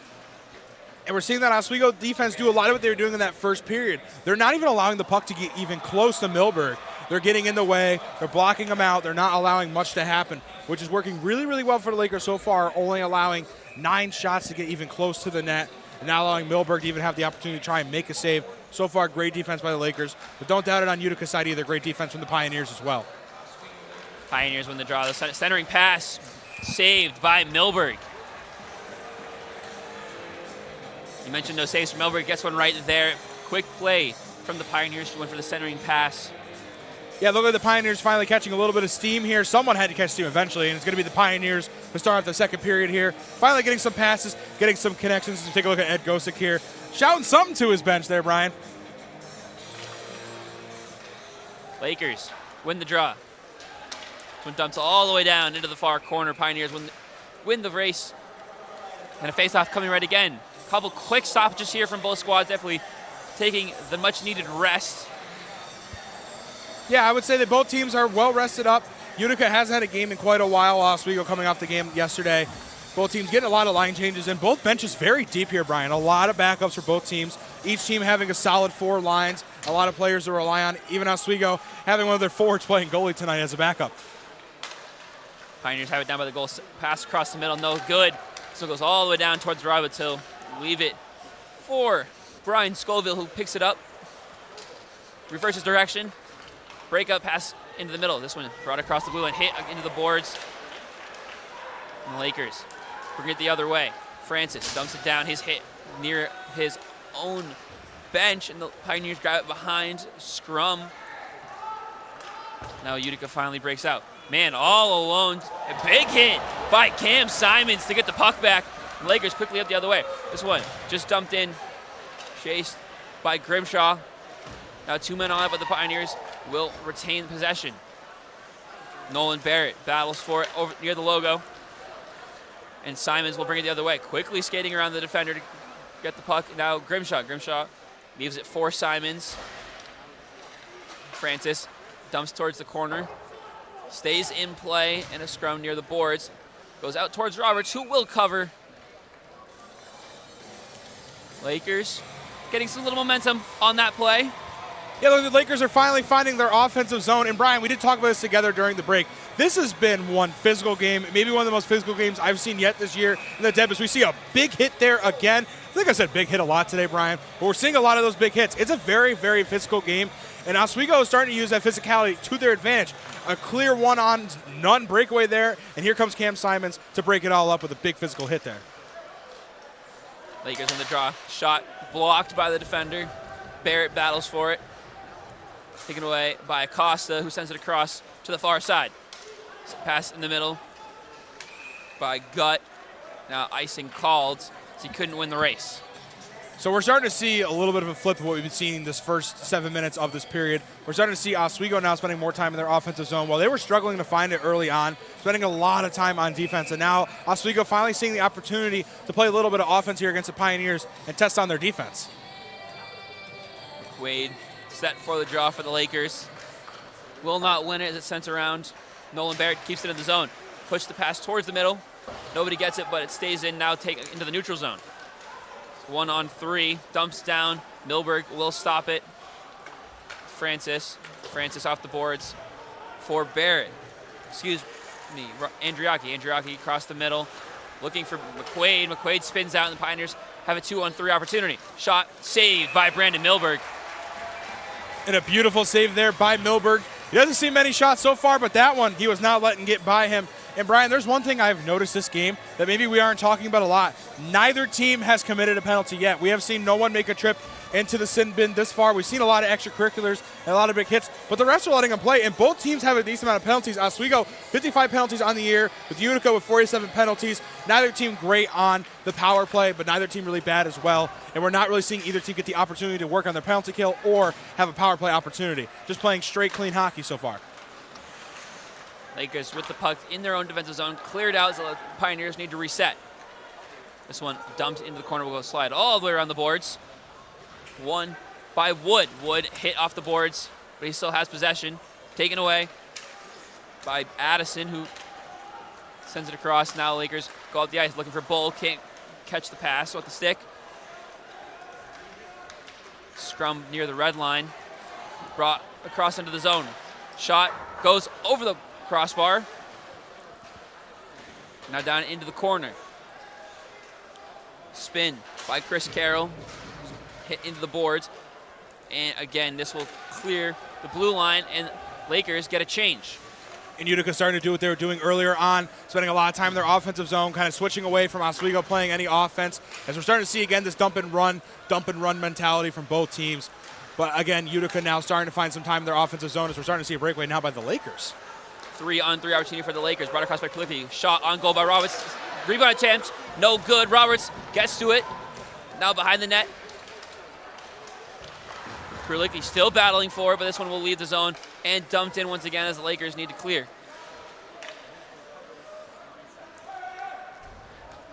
Pass behind the net as the Pioneers go for the breakout. Scoville. Now brought in by Delarova. Sent behind Warmoth, just taps it around into the corner, but the Pioneers will retain it. Shot on net, tapped by Bala, who dives on top of it. And a good freeze there by Milberg to stop play. Good stop there. And the defense, again, looking very good, shutting down the passes, shutting down the shots. And they're spending a lot of time in their defensive zone so far this period, and they're doing well on defense. Unlike yesterday, we saw them breaking down a lot, not playing well in their zone, getting scattered, not a lot of communication. While today, we're seeing better communication. The zone's working well. They're crashing when they need to crash and staying split when they need to stay split. Face-off won by the Pioneers. Barrett does a good job to try and this one in the netting at the back of the net. Ref blows it dead. And again, we'll get a draw on the offense in the Utica offensive zone. And, you know, that's not really the back of the net that Utica was hoping to find, but it did find the back of the net finally this period, just on the wrong side of the net there, Brian. Yeah, you know, I know Utica really trying to get it past Milberg, but unfortunately, you can't do it from behind him. No, that usually doesn't work out in hockey. You can't really shoot it through a net. You're trying to get it in the net, I guess. Etzma looking for Morris. Now the Lakers have it on the rush. Grimshaw sends it into the middle. No one ready for it, but he will get it back. Brighton sends it up across the boards into the stick of Francis. Francis behind Cam Simons, and Pioneers will take it right back. Evtimov taken away by the Lakers, dumped, looking for Grimshaw. Evtimov again right there, really involved in this play. Now for Arkin, as icing is called. It looks like Utica's going to get a face-off in their offensive zone, again spending a lot of time in their offensive zone this period. Both teams pretty evenly matched on their face-off percentage. Oswego, 57.6% of the time they're going to win the face-off. Utica, 58.7 face-off win percentage. Neither team really stunning numbers on the face-off. Both teams winning it more than losing so far, but, well, someone's got to win more than the other one. Lakers win the draw, grabbed by Barrett. He's hit behind the goal. He keeps the puck. Pioneers still keeping in, but the Lakers finally get it out of the defensive zone, but again, dumped right back in. Barrett behind the net, excuse me. Now sends it up. This one sends across, picked up by McQuaid, who's chasing for it. Sent off the boards, and Pioneers get a chance to reset. Up the ice, 3-on-2 opportunity. Offsides is called. Yeah, skate a little bit too fast, getting over the blue line. While Utica has been using their speed to their advantage, they're quick, they're moving, and they're getting into the offensive zone. That time, just a little bit too quick there, Brian, and getting ahead of that blue line before the puck did. That one's going to get called just about every single time, as we're going to get a neutral zone face-off over on the side of the Utica offensive zone here.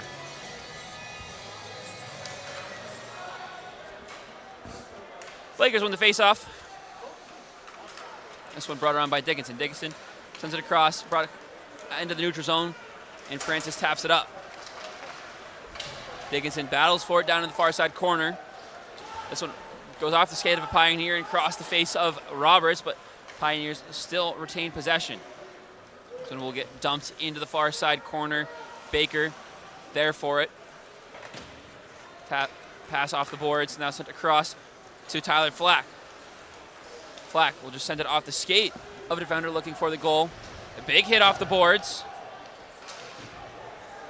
Now Bull sends it towards Flack, couldn't tap it in.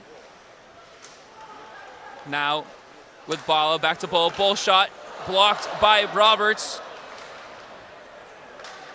The Pioneers get a chance to send it back through the neutral zone and reset the defense. And a great opportunity there for Shane Bull, Tyler Flack, and the Lakers. We're not seeing as many of those good opportunities for Utica. While they are spending a lot of time in the offensive zone, those opportunities really are not presenting themselves as Oswego's defenses continue to shut it down. As I may have jinxed it here, because here comes a good opportunity for Utica. Shot is deflected up into the top netting and actually out into the stands. That one all the way up to the concourse there. Brian saying hello to the people who are doing tables over there.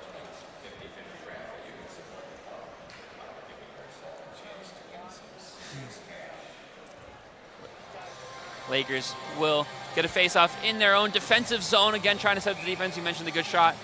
Opportunity there for the Pioneers as they try to take the 2-1 advantage. Again, we're still knotted up at 1 with 8:37 remaining.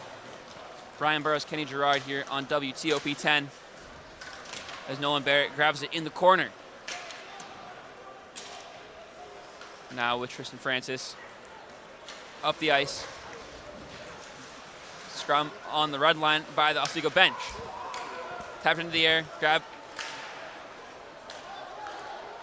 Now the Pioneers have it in the far corner. Chasing is Krulicki. Lakers keep it in. Now Tristan Francis. Francis can't contain it, and the Pioneers get it back. They finally get it into the neutral zone.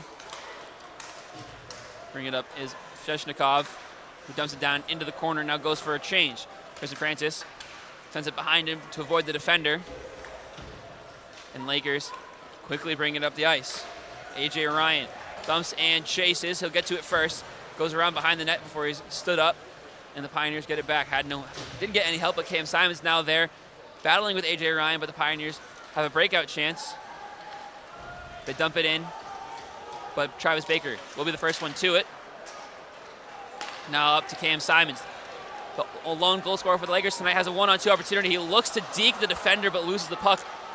And now the Pioneers have a 1-on-3. And this one dumped into the far corner. Vitale will be the first one to it, but Baker battles for it and wins. Barrett now across to Grimshaw. Grimshaw dumps it down into the corner, and the Lakers get a change.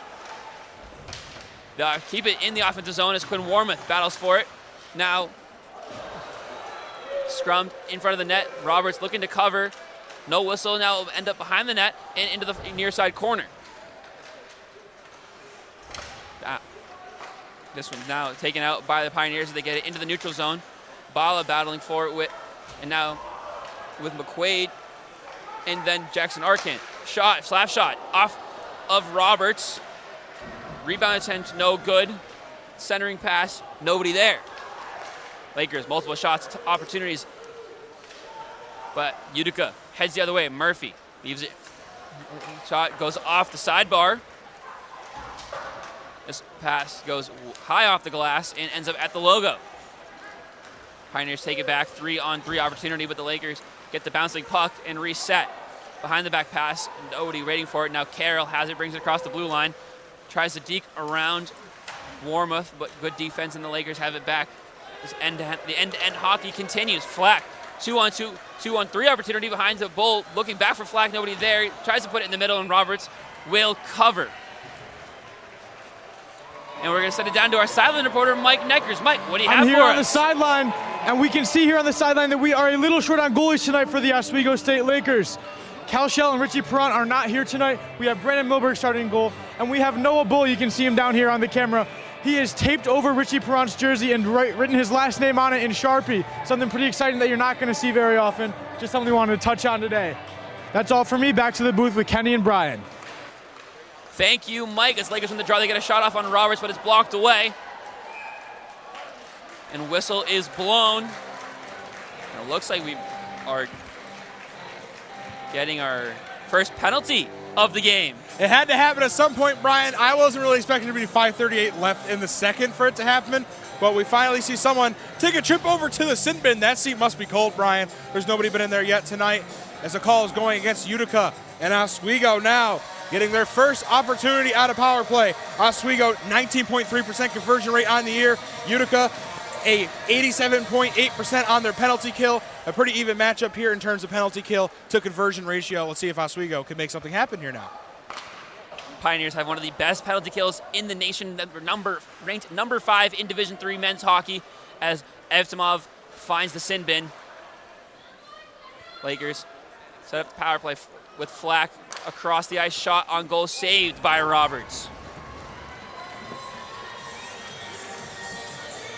Lakers setting up the on the power play. Definitely got a chance to settle down, get a couple passes off. Good looking shot there for the Lakers as they'll set up on the far circle. Bull can't win the draw, and the Pioneers take it. They'll just dump it out. McQuaid tries to save it, but it's a 1-on-1.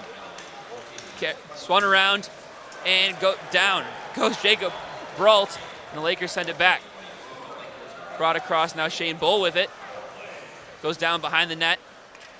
Cycles around. Still with it. Now gives it up to Travis Baker. Baker gives it up. Shot is good!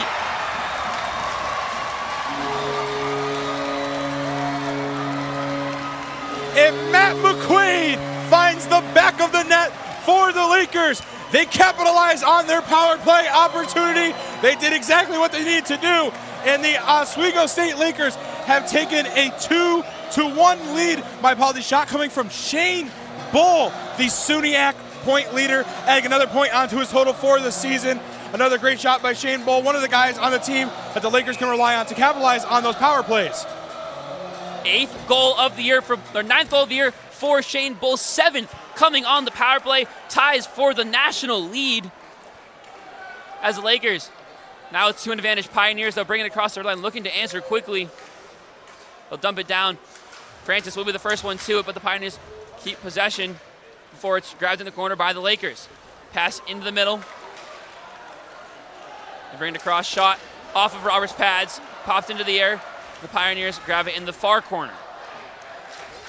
Let's go Lakers chants raining out from the crowd.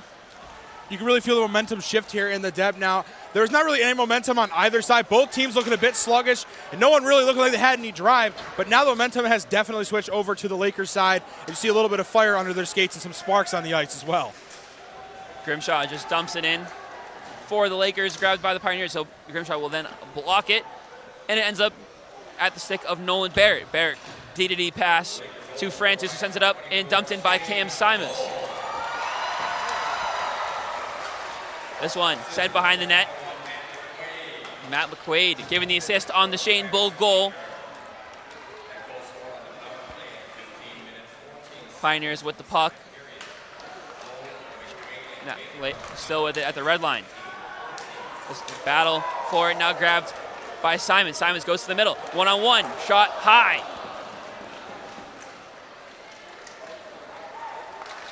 This one goes off the chest protector of Roberts, but the Lakers can keep possession. A.J. Ryan now at the stick of Jonathan Bala. Bala goes across ice. A.J. Ryan looks to grab it, but he can't get to it.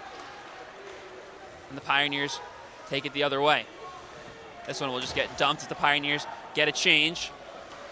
And the Lakers look to set it up. And the Pioneers just dumping that one away. They're looking to get a line change in and finally make something happen. Looking to be scrambling, as these last few minutes have been all Oswego. Looking great on offense and making some great connections. Momentum really on their side here, Brian. Pioneers take it away behind the net and look to go for the breakout. Cross ice into the middle, across the red line, and now the blue line Morse with it. Push shot off and blockered away by Milberg. This one now behind the net. Pioneers still with it in the corner. Vitale hit into the boards, he'll lose it. Dickinson battles for it. This one into the middle, shot A little pop shot, no good. Now down goes the players, and a penalty is called. And we're going to get our second penalty here of the second period.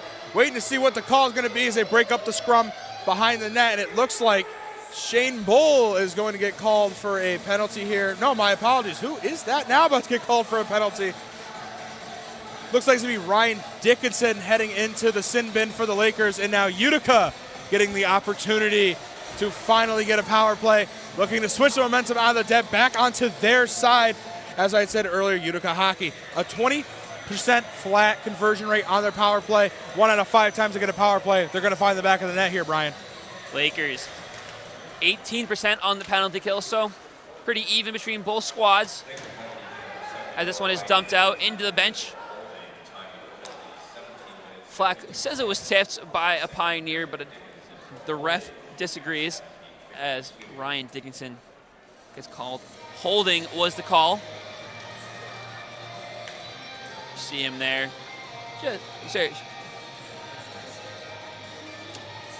Well, he may disagree with the call there. It is eventually called, and nothing you can do about it now. All you got to do now is worry about your penalty kill. Oswego 82% flat on their penalty kill on the year. Looking to continue that as they actually gain possession there off the face-off and a good dump down the other end of the ice, Brian.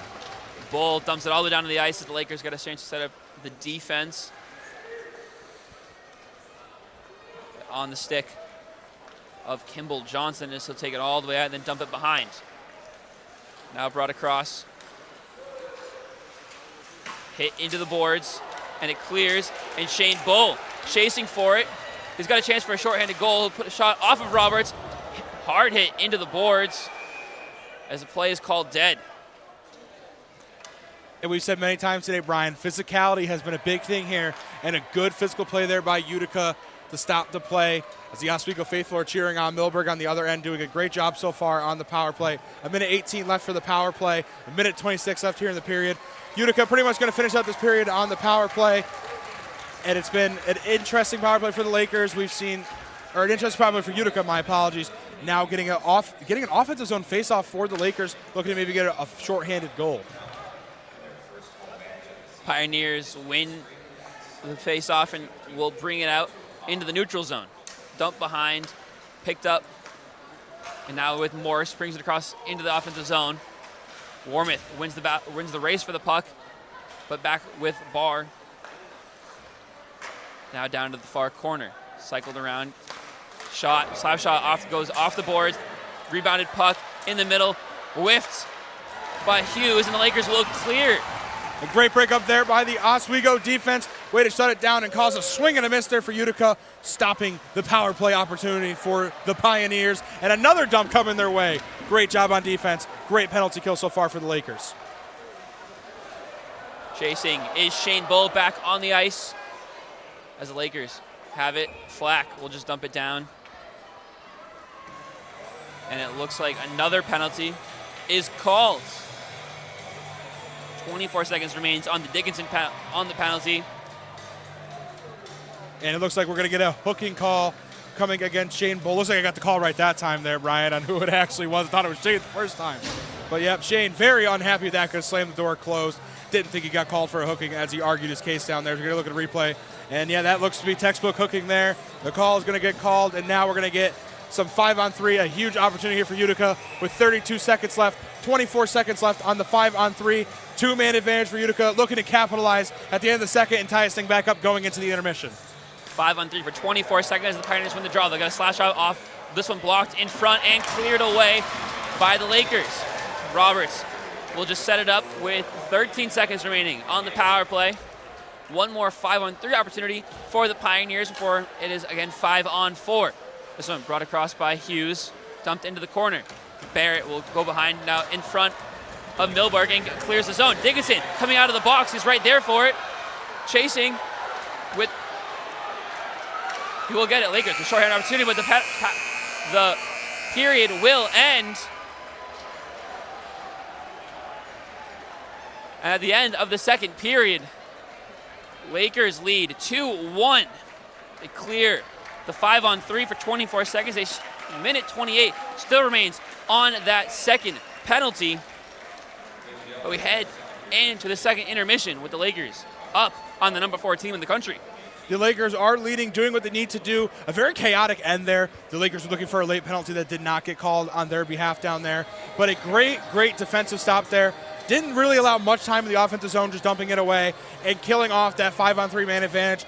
Now Utica is going to come into this third period with 1:28 of power play left over. Utica really now has to come into this next period, the third and final period, and try to capitalize on the power play opportunity. We said earlier, need a little bit of commentator's curse here, Brian. We said we didn't really see much penalties. Not too much later. Here comes a pair of penalties against Oswego and a pair of penalties against Utica. Both teams getting power play opportunities. Utica not yet able to capitalize on their opportunity. You have to go into the locker room and think about that. Shane Bull again in the sin bin for the Lakers to start the third period. He's not heavily penalized this year, just his third penalty so far. As can't say the same for Ryan Dickinson, his 7th penalty of the year, but we're going to set it down to our sideline reporter, Mike Neckers, who's got an interview with Shane Bull. Mike, what do you got? Thanks, guys. I'm Mike Neckers. Here next to me is Shane Bull. A big goal on the power play to retake that lead. Tell me how it feels. I mean, it obviously feels good, right? I mean, this is another ranked opponent, so this game means a lot to us. And, yeah, the game comes down to special teams sometimes, so it's good to get that power play goal, and we're going to bounce off that one. Absolutely. Lots of physicality and aggression. Can we expect that to continue going into this third period? Absolutely. That was our game plan all along. Physical, put pucks deep, go to work, and it's working, so we got to keep it going. All right, and what's the most important thing going into this third period, you think? I mean, obviously we're winning 2-1, but the next period is a 0-0 game, essentially, so we just got to win that period, focus on defense, and offense will come. Absolutely. That's all for me. Thank you, guys. We're going back to the desk. Thank you, Mike. Great stuff there with Shane Bull. Again, Lakers lead 2-1 heading into the second intermission, but that's going to do it for us. As of now, we're going to send it to a break, and when we come back, it'll be Garrett, Jacob, and Kyle with your second intermission report.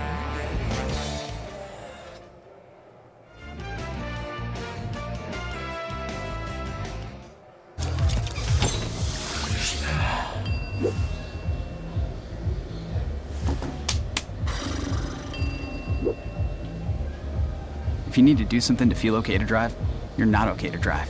Don't drive buzzed.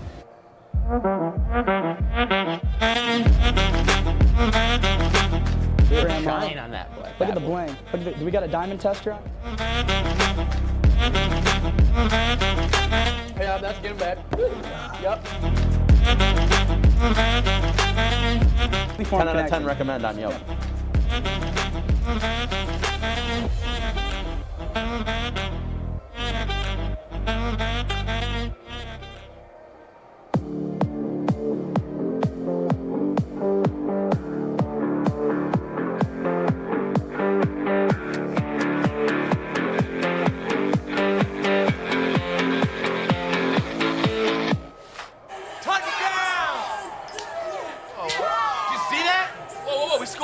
Scoring going to the playoffs. I can't believe I missed that.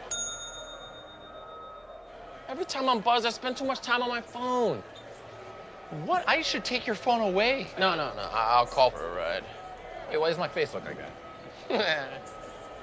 I'm playing with these new face filters. Okay, you know what? Yep, that's mine. I'm gonna need that back. No. Kevin!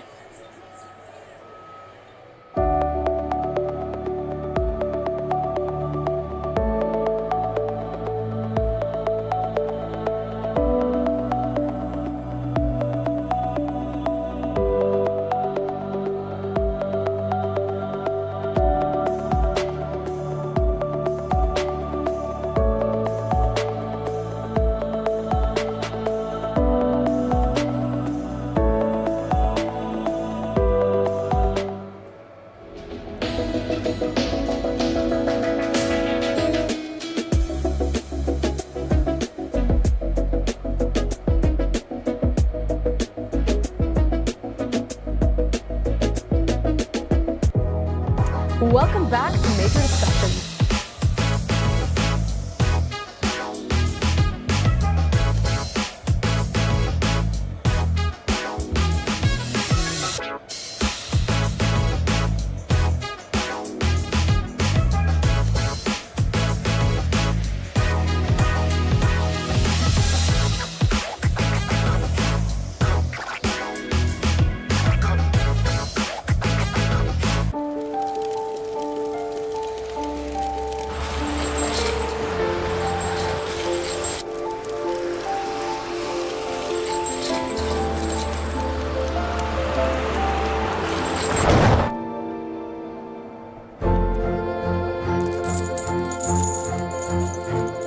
Did you know dragging chains can spark a wildfire?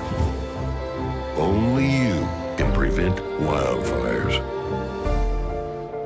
When I was in foster care, I never knew when I would have to move, so I always had my suitcase ready to go. Then one day, I was adopted. My new parents opened their hearts and home to me.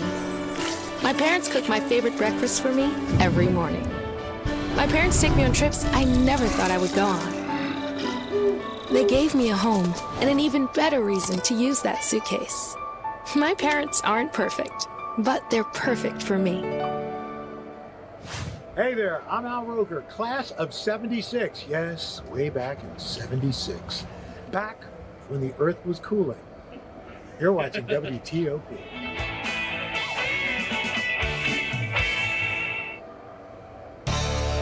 It's inside the Deborah F. Stanley Ice Arena. The Oswego State Lakers up 2-1 against the number 4 Utica Pioneers. And we welcome you up to the perch for the second intermission report. The Sports Talk fellas are back with you again. Garrett Chan, Jacob Bradley, Kyle Spiezak, and guys, break it down. The Lakers are up again in this contest. I'm dumbfounded, Garrett. I don't understand how this team is assembled this year. I mean, they're beating the number 4 team in the nation. We talked about it in the pregame. They've beaten 2 number 1s, and they lose the teams that are weaker. I don't know, but they've looked really good regardless of all that, and they got themselves a lead.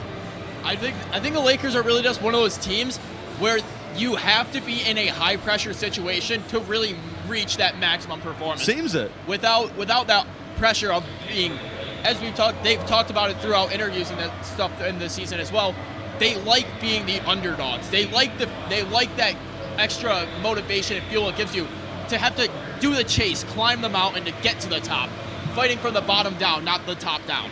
Maybe it's the fact that they're playing up to your competition, or they saw my 6-0 prediction and it was like, hey, we're gonna prove this guy wrong. But either way, the reason why the Lakers are up are courtesy of who else basically but Shane Bull. The SUNY points leader does it again, notching his 9th goal of the season. This guy, guys, this was on a power play too. We talked about the Lakers' struggles with the one-man advantage. They made it work here today. Absolutely, and now that's something you can bet on right there is Shane Bull helping the Lakers grab themselves a lead. But the thing that is crazy about this, we talked about in the pregame, 95% of the penalty kill are the Pioneers so far this year. The Lakers able to break that. Like we said, historically not a good team on the power play, Kyle, and they wind up getting a humongous power play goal.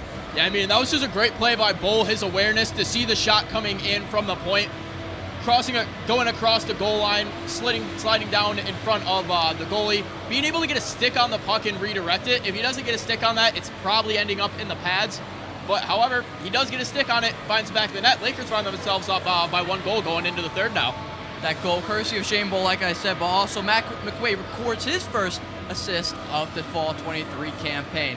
So, Jacob, you talked about the power play, and with Utica, they've been very good, proficient at the penalty kill. What seemed to happen there during that shift? I think it's exactly like you said about Shane Bull, kind of clogging the net. Yeah. The goaltender, Roberts, has been a little off his game today. And this Lakers team has been able to kind of find the holes that he's had.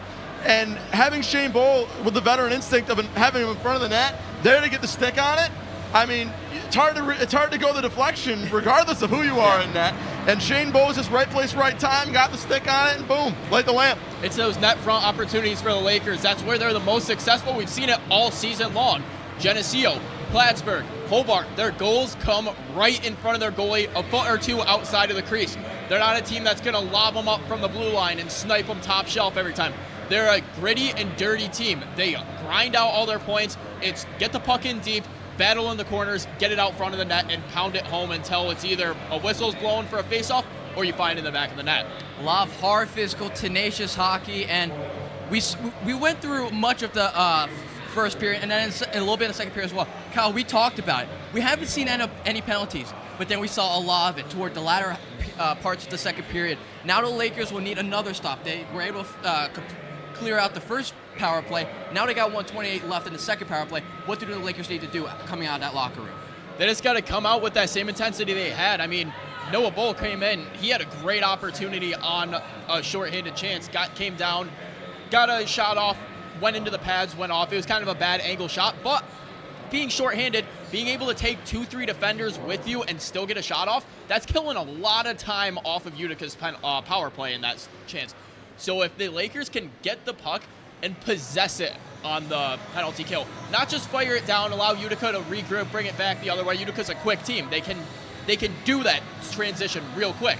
If the Lakers can get it and hold on to it and drain out that clock, that's the best chance for them. It's ironic that you say that because usually you say aggression versus possession. Now you're saying possession versus aggression. Yeah. Interesting. And Jake, what do the Pioneers need to do? They're already 0 for 1. They got to figure something out to tie this game.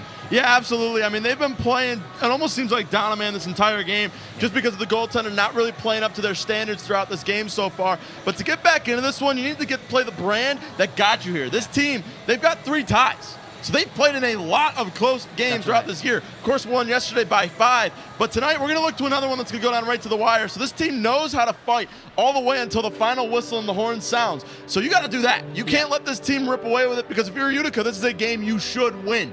You just got to keep playing the brand of hockey that got you to this point.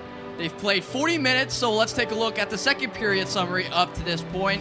As we take a look, guys, Lakers dominating the shots category. Power play, very good, 1 for 1. You got to be very happy with that. And the face-offs, Pioneers up by 10. Yeah, I mean, it's kind of funny that we look at this right now. Only 12 shots for Utica, despite winning 10 more face-offs than the Lakers have this year. You talk about possession, Kyle. Utica's getting the possession right off the drop, and they are not taking the shots. Milberg's your backup goaltender. We talked about it a lot, but the dichotomy between Shell and Milberg. Shell's the guy. Shell's was the guy heading into this year, and it's his spot to lose. Now you've got Milberg in there. If you're Utica, I'm saying forget about getting quality shots. Let's just keep putting it on him. We saw a top shelf in the first from deep, right? Let's do that again. Let's just fire some shots off. That's what the Lakers have started to do today, and Shane Bow was able to get the stick on it, get the deflection on a shot that was probably a nothing shot to begin with, and Bow winds up finishing it for him. Yeah, without a doubt. I mean, this period really started off pretty slow. There wasn't a lot of shots from either team to start the period off. It was a lot of go down the ice, get it into the zone, turn it over, you're going back the other way. It was back and forth. No team really controlled the possession to start that period off. We didn't see that switch flip until Oswego went up on the power play and got that power play goal. That is really when the Lakers started to kind of control the momentum in the period a bit more. But then that kind of shifted towards the end with Dickinson and Bull getting their penalties, allowing Utica to kind of build back their army a little bit, get that momentum, start working towards something, and now they have a power play going into the start of the third period. Pioneers in prime position to get themselves right back in this game as we go really quickly around the SUNY as we took a look at some of the current results right now.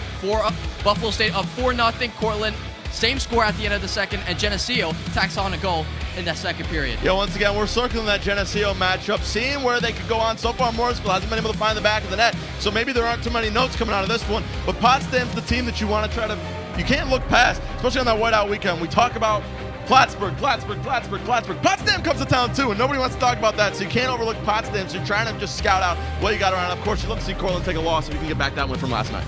Yeah, and I mean, like Beetlejuice, he said Plattsburgh about 3 times, so Oh, I'm no! gonna... Oh, no! Where are they? Eli Schiller! No! But bringing up Plattsburgh, they won 4-1 in Fredonia against the Blue Devils today. So we're kind of keeping an eye on Plattsburgh. They were number 1. That's a team in Fredonia they should be absolutely running the score up on. So only 4-1. Do we have a fraud watch, guys? We'll I'm see. not the one saying that. For the final time this season, Sweet Carolina is getting a lot sweeter here inside the wheelhouse. We will throw it to another break. Coming up, we got the third period. Will the Lakers be able to hold on in the final 20 minutes?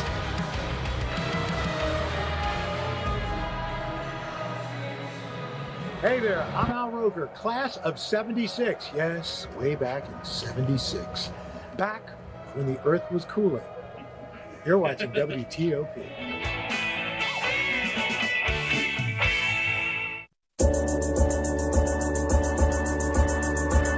The Kinda Late Show with Chloe and Anna.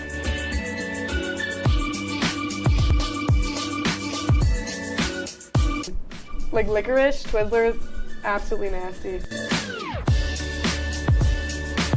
The thought of turkey is just nauseating. I think you're wrong, is what I think. You think I'm wrong a lot of times. I do think you're wrong a lot. When you look at the number of disasters in the U.S., chances are every area will deal with some kind of emergency in the next decade. And between school, sports, and social lives, chances are you won't be with your kids when it happens. Will they know what to do? Ready.gov/kids has the educational tools and information to make the conversation easy. When the time comes, chances are they'll feel prepared, not scared. So talk with your family today.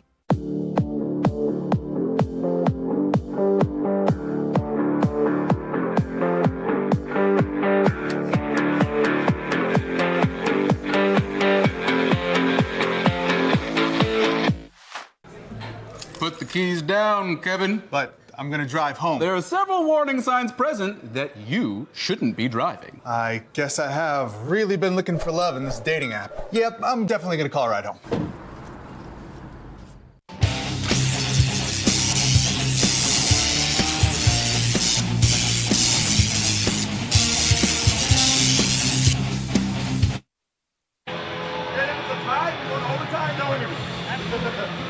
Somebody's gonna be pissed. Lead 2-1 over the Utica Pioneers. Lakers going to start the third period on the penalty kill. Shane Bull in the box for another minute, 28 seconds, but they did get a power play goal in that second period, Kenny. And they have the lead, which is all you can ask for, really, after 2 periods.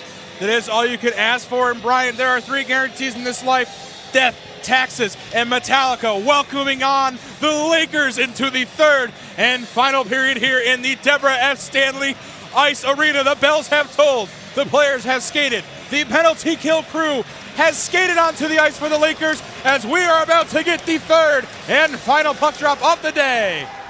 Pioneers win the final period opening puck drop, and they will break it out from behind their own goal.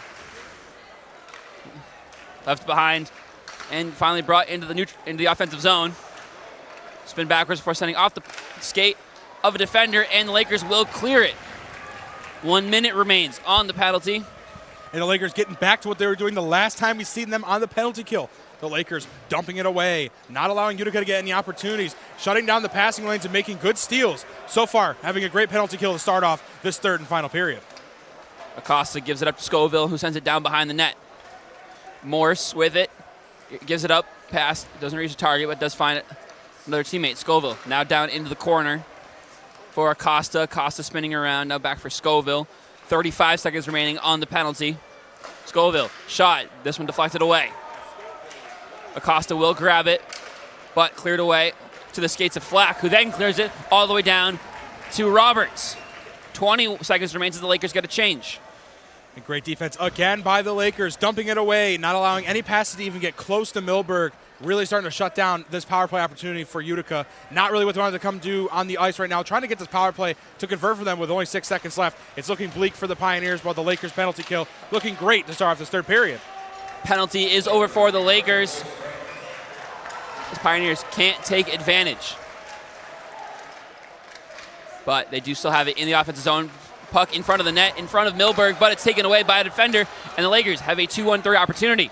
This one dumped in, chased by Sleeth. Sleeth sends it back into the middle, put down in front, now tries to put it into the net, was Calabufo, but Sleeth now has it behind the net, battling for it with Preston Brighton, and now it's finally broken out as the Pioneers have a 3-on-3. This one goes down to Milberg, who just covers it and stops the clock at 17:58. And Milberg doing what he needs to do. Milberg has been excellent all game long, coming in as the second string goalie with Shell and Perrant out. Milberg has faced 11 shots, only allowing 1 goal to get by. That is up to a 91.7 save percentage for Milberg. Been electric so far. On top of the Oswego defense, much improved from last night. Bull brings it across the zone, gives it to Gato, who can't control the pass. Hit into the boards, but Bull will send it back to Gato, who's still stuck on the boards, and the Pioneers will grab it. But Gato takes it back, gives it to Bull. Bull cycling around down to the corner, now back out. Shot on net, blocked away off the stick of a defender, and the Pioneers have it. Sends it off the boards, cross into the Oswego defensive zone, and they will chase. Icing is called. And we're just seeing another great section of Oswego's defense today. All 4 of their lines so far performing very well on defense. Some outstanding players for the Lakers so far have been killing it on the ice right now.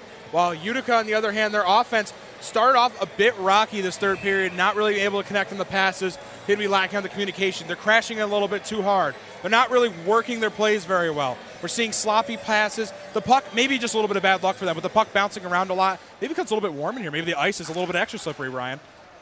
Face-off won by the Pioneers, their 30th of the game, as this one is sent down. Pass Roberts off the backboards. The Pioneers will collect. Lakers take it right back as this one's sent. Misjudged bounce, but shot by Ryan is blocked up into the scaffolding. You want to call it that? We could call it scaffolding, top of the net, bar hanging from the magical ceiling, whatever you want to call it there. But there is one thing that is definitely different, Brian, and it's that shots on goal number. Oswego, 21 shots on goal. Utica down to 14. We saw earlier Utica start to pull away a little bit, taking that 3-goal shot on goal advantage. Well, now Oswego taking a 7 shot on goal advantage, seeing much more offensive play. Lakers, when they draw, they put it in front of Roberts, but no one there to collect. Scoville now tries to pass it up into the offensive zone, but this was blocked away. Tapped into the offensive zone by A.J. Ryan. Grimshaw will chase it. He'll let it get tripped up. And now it's scrum in the corner. 3 Pioneers on 1 Laker. Still stuck down on the boards. 2 Lakers there. 3 Pioneers. Pioneers finally take it away. Pass doesn't find its target, and it'll go all the way down the ice for an icing. And the Lakers get the puck right back in their offensive zone. Lakers are going to get the puck back in their offensive zone. And you almost think that maybe Grimshaw just want to sit there all day and run this clock all the way out because they do have the lead so far. Not really trying to do anything fancy, not trying to make bad passes or bad plays, not trying to allow any breakaway opportunities for the Pioneers. Playing some smart hockey so far to start off this third period from the Lakers. Draw is won by the Lakers as Wormuth has it. He'll send it down off the boards. Rebound attempt almost there for Matt McQuaid, but couldn't get to it. And as it will clear the zone. Into the neutral zone, but back into the offensive zone as the Lakers now look set up. Pioneers deked around by Carroll. Stick lift. Pioneers have it, gets into the offensive zone, but the Lakers steal it right back. Wormuth off the boards, down to Scoville. Scoville, D-to-D pass. Now off the boards and back into the Lakers offensive zone. Roberts stops it with the stick, sends it backwards pass off the boards to Scoville. And now 3-on-3 rush for the Pioneers. This one goes around off the backboards, pushed in, pass in front, no one there. Now another shot blocked away. And the Lakers settle it down. This one trying for a pass. Shot goes high.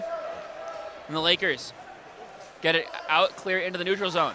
A couple of bad shots there by the Pioneers. Might have just saved the Lakers there. Milberg got crossed up pretty good there. Didn't really even see where the puck was. And luckily a bad pass for the Lakers there. And unfortunately for Utica, just a bad shot, not allowing them to get that pretty good opportunity, probably the best one we've seen so far this period. This one cleared into the neutral zone by the Lakers as the Pioneers set up. Brighton down off the boards, swung all the way around. Now pass into the middle, there's a man there. Milberg stops it with the pads. Now Bull with it on the near side boards. He'll go across, doesn't reach the target, but will eventually end up with a Laker. This one goes off the back of Shane Bull right over the logo. Now Flack just dumps it in. Gato chases for it, but D-to-D pass from Brighton. Sent across, this one blocked away by Flack. He'll chase, it's 2-on-2. Flack, decent defender out 1-on-1 with the goalie. Shot is good!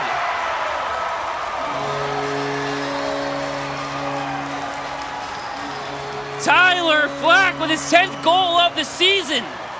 Puts the Lakers up 3-1 with an excellent deke. 1-on-1 with the goalkeeper. And Brian, let's take a look at this replay here. Flack, little dribbling move there by the puck there, and wow. Tyler Flack, have a day. Another great shot. Tyler Flack scoring 2 times last night. Puts up his first goal of the day here. And the Lakers now starting to take a bit of a commanding lead, going up 3-1 with 14:43 left to go. And the Laker faithful arms are swinging. People are cheering. And the Deb is rocking. Utica now trying to figure something out to get this game back in control, Brian. Lakers quickly back on offense. Simons. That was Krulicki, down in the corner. Bodies fly all against the boards as Calabufo pushes it to the far side. Krulicki still chasing it. He'll swing it around. Has some space, but taken away quickly by the Pioneers. Battling for it, now taken away. Ben Addison. This one just pushed out into the corner. Roberts just leaves it for the teammate, now pushed into the middle. Utica working quickly, pushes it across the red line and into the offensive zone. Attempted shot goes into the netting above the boards. And a stoppage of play as both teams quickly moving back and forth following the Laker goal. You got to think Utica now starting to not really touch that panic button, but you're getting close to time running low on your end. Now needing 3 goals to take a win, down by 2 to at least tie it up. Utica now starting to really pick up the pace, needing to get on their toes, stay off their heels, and start moving down the ice. Make some opportunities for yourself. They're really lacking on the opportunities. We didn't see much coming from them last period, and so far it's been the same story this period. Not many opportunities, while Oswego getting plenty of those opportunities and making the best of them so far. Barrett looking for A.J. Ryan up the ice, but taken away by Scoville, who puts it into the offensive zone, but there's nobody there to grab it except for the Laker. Lakers push it up, Ryan up to Grimshaw. Grimshaw brings it into the offensive zone, but 3-on-1, and the Pioneers take it back. Now, sent down into the corner, Roberts will be there to stop it. Gives it to Scoville, sends it across to teammate, and push up to the middle. This one just tipped away. Lakers there to grab it. Good deke out by Nolan Barrett, who still has it and finally gives it up. Warmoth quickly up the ice to Cam Simons. Simons tries to get it to McQuaid. McQuaid finally ends up with it, and it's tipped up into the penalty box. We're starting to see Utica now starting to lock up a little bit on defense. They're shutting down those passing lanes that Oswego was using to their advantage very well. In the neutral zone, Oswego making a lot of good passes, allowing them to get into the offensive zone. Well, Utica now is starting to shut down those passes, keep the puck closer to their offensive zone, and are starting to try and take this neutral zone battle that they have been so far losing this game to try and make something happen here with 3:05 to go. Puck in the corner for the Pioneers. They'll break it out. They have a 2-on-3 opportunities. It's dumped into the corner. Bala stands him up, and Warmoth wins the race, and icing is called. And it looks like we're going to get an actual penalty here on the Lakers. Looks like it's going to be on Bala here. Not exactly sure what the call is yet, but we are going to get a power play opportunity here for Utica. This might be exactly what they needed here, Brian. Needing an opportunity to make something happen.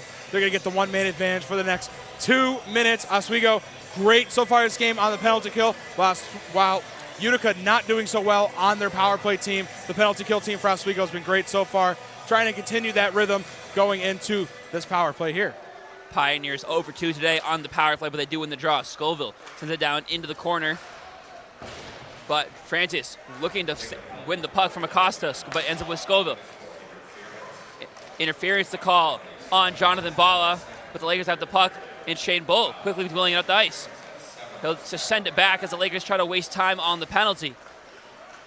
Now Barrett, and back to Warmoth. Warmoth now up to Barrett, as it brings it across into the offensive zone. 4-on-1 though. But right there is Shane Bull as the Lakers now set the defense.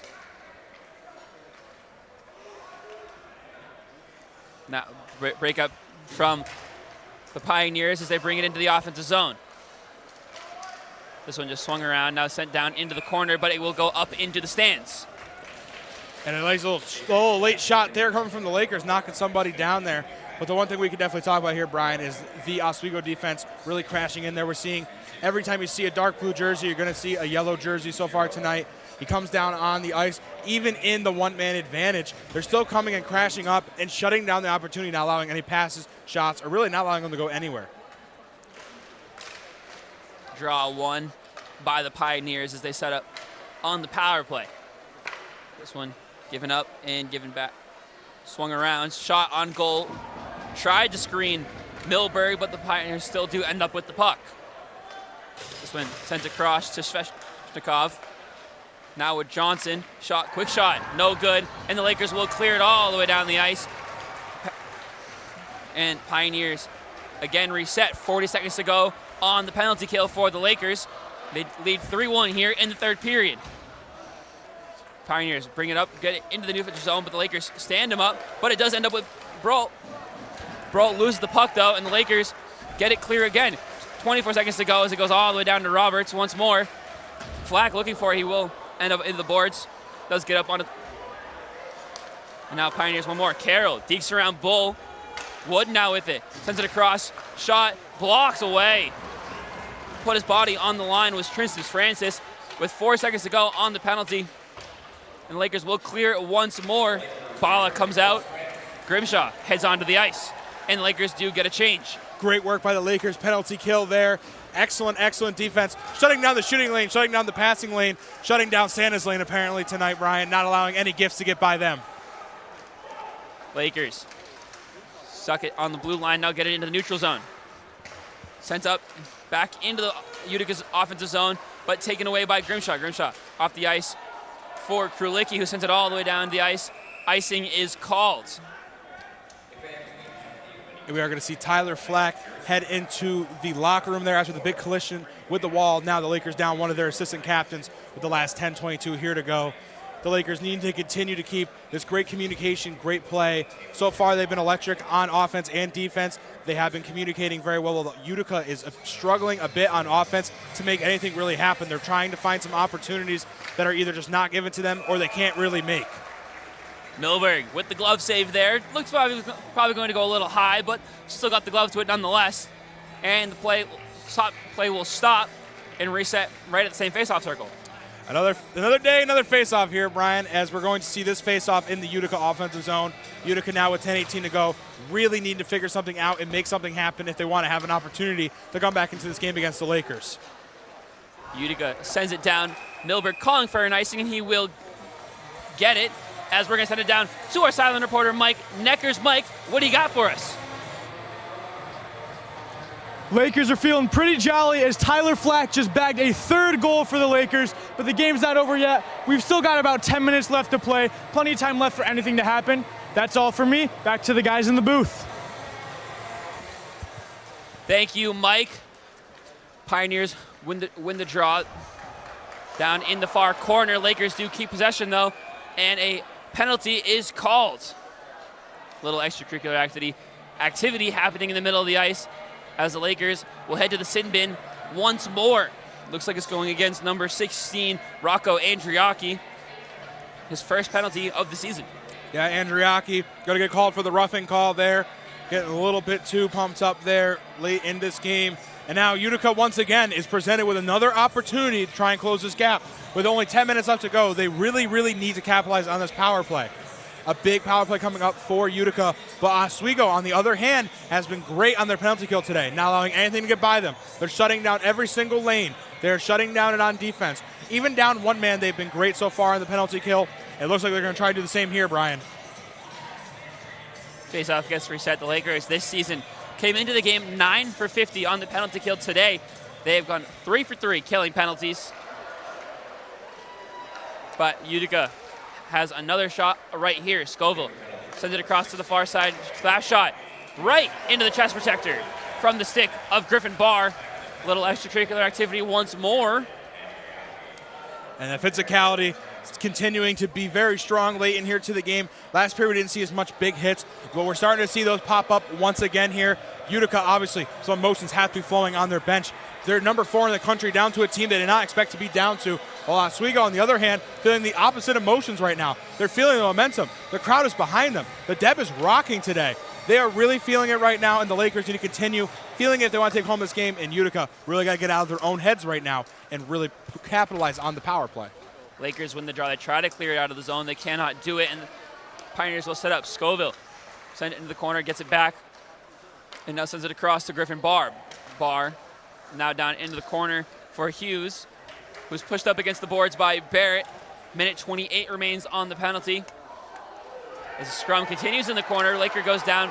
Fans calling for a penalty, nothing called. Now Scoville with it as the Lakers need to reset. This one tapped away into the corner. Pioneers keep it. Scoville, one-timer, no good from near the blue line. And the Lakers do get it cleared. This one grabbed by Barr. He'll send it across to Hughes and gets it right back. Now Scoville, as the Pioneers just walk it back. A minute remains on the penalty.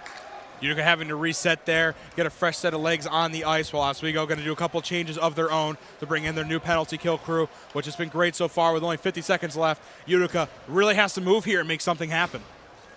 Quickly brought up into the offensive zone and sent all the way around to the opposite side. On the near side boards, now brought into the middle and left for Sveshnikov. Now Johnson. Fake the one-timer. Now sends it down into the corner. Cindy will take it around. This one blocked, but still ends up with the Pioneers, and finally is cleared. Johnson sends it across to Sveshnikov. And now this one's dumped all the way down and comes to the near side boards. Zheshnikov with it, battled on the boards in the corner. As the Pioneers get it, they'll get it all the way out to the blue line, but kept in by Johnson. 6 seconds remains on the penalty as the Lakers putting bodies on the ice to prevent a shot, and the penalty is over. Andriaki gets out and will head in to kill the penalty. Shot goes wide, and Andriaki is the first one to it, and he will clear. Lakers once again killing the penalty in this one. Back in the offensive zone. They'll catch it, put it at his feet, sent down, but Lakers block it away. Bull sends it up the ice. Will go down to Roberts. And the Lakers look for a change. The icing is called. And a very impressive showing here from the Lakers on that penalty kill. I would say Utica, one of the better teams in the country on the power play, has been one of their bread and butter moves this season long. When they get the power play, they usually capitalize on it. I said 1 in 5 times they're going to get a goal in the back of the net. And today we have not seen that from Utica. And so far, Oswego has been their kryptonite on the power play. They're just not getting by them. I may not be exactly sure what is stopping Utica, but I'm thinking it's the Oswego's tight defense on those lanes. They're not allowing them to communicate. They're not allowing any passes to get around. They're just there. Every time you see dark blue, you're seeing yellow. And it's working really well for the Lakers, something they didn't really do much of last night. Pass, shot by D'Orazio is blocked out in front now.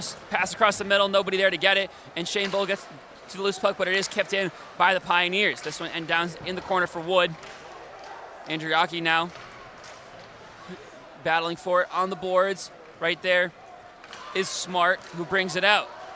Now with Bull. Bull just dumps it down to Roberts, who covers, and a face-off will happen in the Lakers' offensive zone. And the Lakers now getting a fresh set of legs on the ice once again. 7:02 left here to go. And now Utica has closed that shot on goal gap. 20 shots on goal for Utica to Oswego's 22 here. Getting a lot more time in their offensive zone than we had seen earlier on in the period. Spending a lot of time in the Lakers zone. But now the Lakers, again, are going to get a face-off in their offensive zone, maybe trying to seal the game.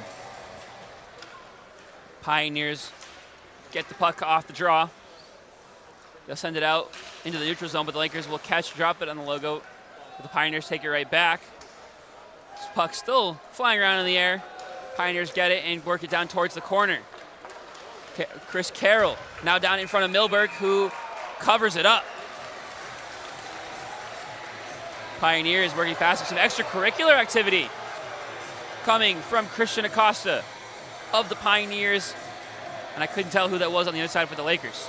Well, sticks are in the air, not trying to get in any trouble here. So we're going to take a look at the replay of it here. Comes in, slips, and looks like he was mad he got smoked up against the board there. And it looks like Milberg spent no time getting out of there, getting away from the confrontation. As we said earlier, a very physical game, a high-stakes game. You see things like this between teams. Obviously, both teams, high emotions flowing in the depths on both sides of the bench, as we're going to get another face-off for Utica in their offensive zone now. Lakers take possession off the draw, and they get it out. This one quickly brought up the ice by Cam Simons, the freshman. Slows it down, sends it to the middle. A.J. Ryan shot on net right into the chest protector of Ethan Roberts. And the Lakers get a chance to slow it down and set up a face-off in their own zone. Ethan Roberts not seeing as many shots recently as he'd seen earlier. We said it earlier. Oswego had 21 shots on goal compared to Utica's 22. You look at the replay here. Roberts not seeing it much, but when he sees it, very, very, very, very good goaltenders. We said it earlier. Great save percentage. Not allowing 93.8% of the pucks that come his way to get behind him. He's just seen a few bad defensive breakdowns that have allowed pucks to get behind him today. Draw is won by the Pioneers. This one sent all the way around, and it will end up all the way down by Milberg. Milberg quickly passes it off. And now with the Laker, Pioneers swarming on defense, and they take possession back. This one sent behind the net and will roll right up. And now with Herrera. Herrera sends it across to Wood. Now down to De La Rova. Now out to D'Orazio. Shot on net, it's good!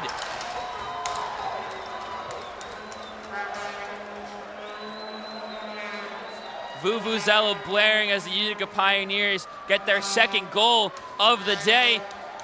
Cut the lead in half. I love that word, Brian, as we're just talking about the Vuvuzela blaring in the arena. They don't have their own goal horn here, but we are going to take a look at the replay of the goal here. Shot looks like he just caught Milberg off his toes, was going side to side, not really getting much of an angle there, and it just sneaks by him. Utica now cutting it down to a 1-point lead. Good goal coming in for the Pioneers from Mike Herrera. Great goal. Absolutely, taking the wind out of this place here, Brian. Pioneers with it. Hughes sends it down behind Milberg. It goes all the way around. Ends up with Bala, but he fights for it on the boards. Warmoth now sends it out. Bala gets it back. And it still continues to be down in that far corner in the Lakers defensive zone. Warmoth still working around 2 defenders on him. And the Lakers finally get it out of their zone. It will roll. And called for icing. Michael Herrera named the goal scorer. His 5th goal of the year comes from Syracuse, New York. Local guy, kind of. Kind of in the middle, I'd say, between the 2 cities of Oswego and Utica. Good goal by Herrera to really bring his team within 1. With 5:18 to go, 1 goal is not a lot to ask for here, Brian. We have a great game right now going on in the Deb between 2 great teams. Lakers win it. Evtimov just put it on net, but it's blocked away. Finally, it's cleared out by Gato. Shane Bull, 2-on-1 with Tyler Flack. The duo for the Lakers this year. Costa Flack put on goal, but great save by Ethan Roberts. Pioneers now clear it out. This one taps up in the air by Bull, but the Pioneers still keep possession. Morris shot on net off the blocker of Bala. Sorry, not Bala. Milberg, as Lakers take it out. Evtimov catches it, drops it at his feet. Shane Bull right there, as well as Connor Gato. Now brought into the zone by Brault. Brault cross ice pass for Vitale, who couldn't put it in the back of the net, and Shane Bull brings it back the other way for the Lakers. Pass goes off the boards and chased by Jackson Arcan. Puts pressure on the defender, but the Pioneers still keep it. 4:20 remains in the game. As Jackson Arcan sends it out, but taken away by Johnson. Johnson into the neutrals, passes it into the neutral zone, but Barrett brings it back into the Lakers' offensive zone. He'll slow it down, tries to go pass off the boards, but it's tapped away by Johnson, but the Lakers do keep it in. Andriaki shot on goal, sticked away by Roberts, back up into the netting. And it looks like the Lakers have now finally began to find their own offensive zone again. We've seen a lot of time spent in the Utica offensive zone. Utica, I kind of said it, maybe they heard me from up here, but I said they needed to speed up, be on their toes, be rocking and rolling, and that's exactly what they were doing. They're making great passes, slicing and dicing the Oswego defense, something we kind of have seen a lot of yesterday when they played against Cortland, making sloppy mistakes on defense, back communications, crashing at the wrong second, and that's what got Utica that goal right there. Lakers with possession in their own offensive zone. You mentioned the Pioneers. It seems like the 2 times they scored the goals is that they really controlled the puck in their own offensive zone. There's a shot blocked away there by the Lakers, and it will be dumped into the corner as the Lakers get a change. Pioneers have it behind the net. They send it up the ice quickly into their own offensive zone, but taken away. Krulicki there with Baker.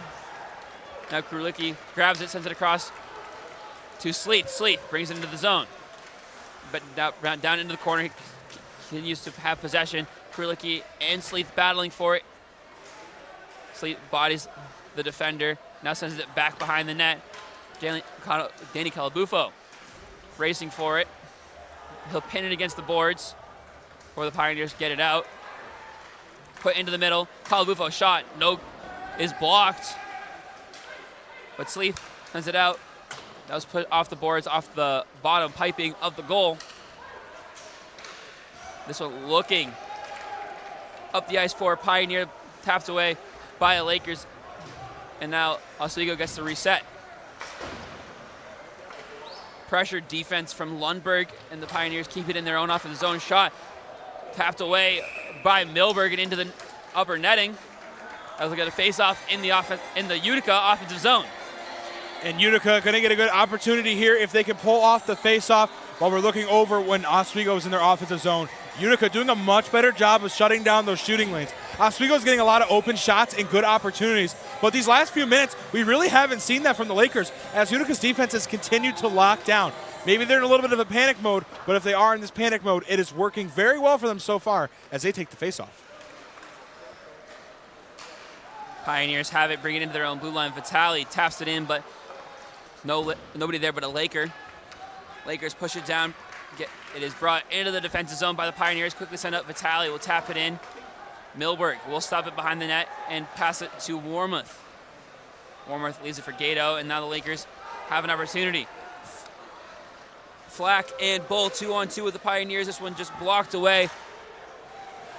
But now left. Krulicki. Back to Krulicki. Now on the far side by the Pioneers bench.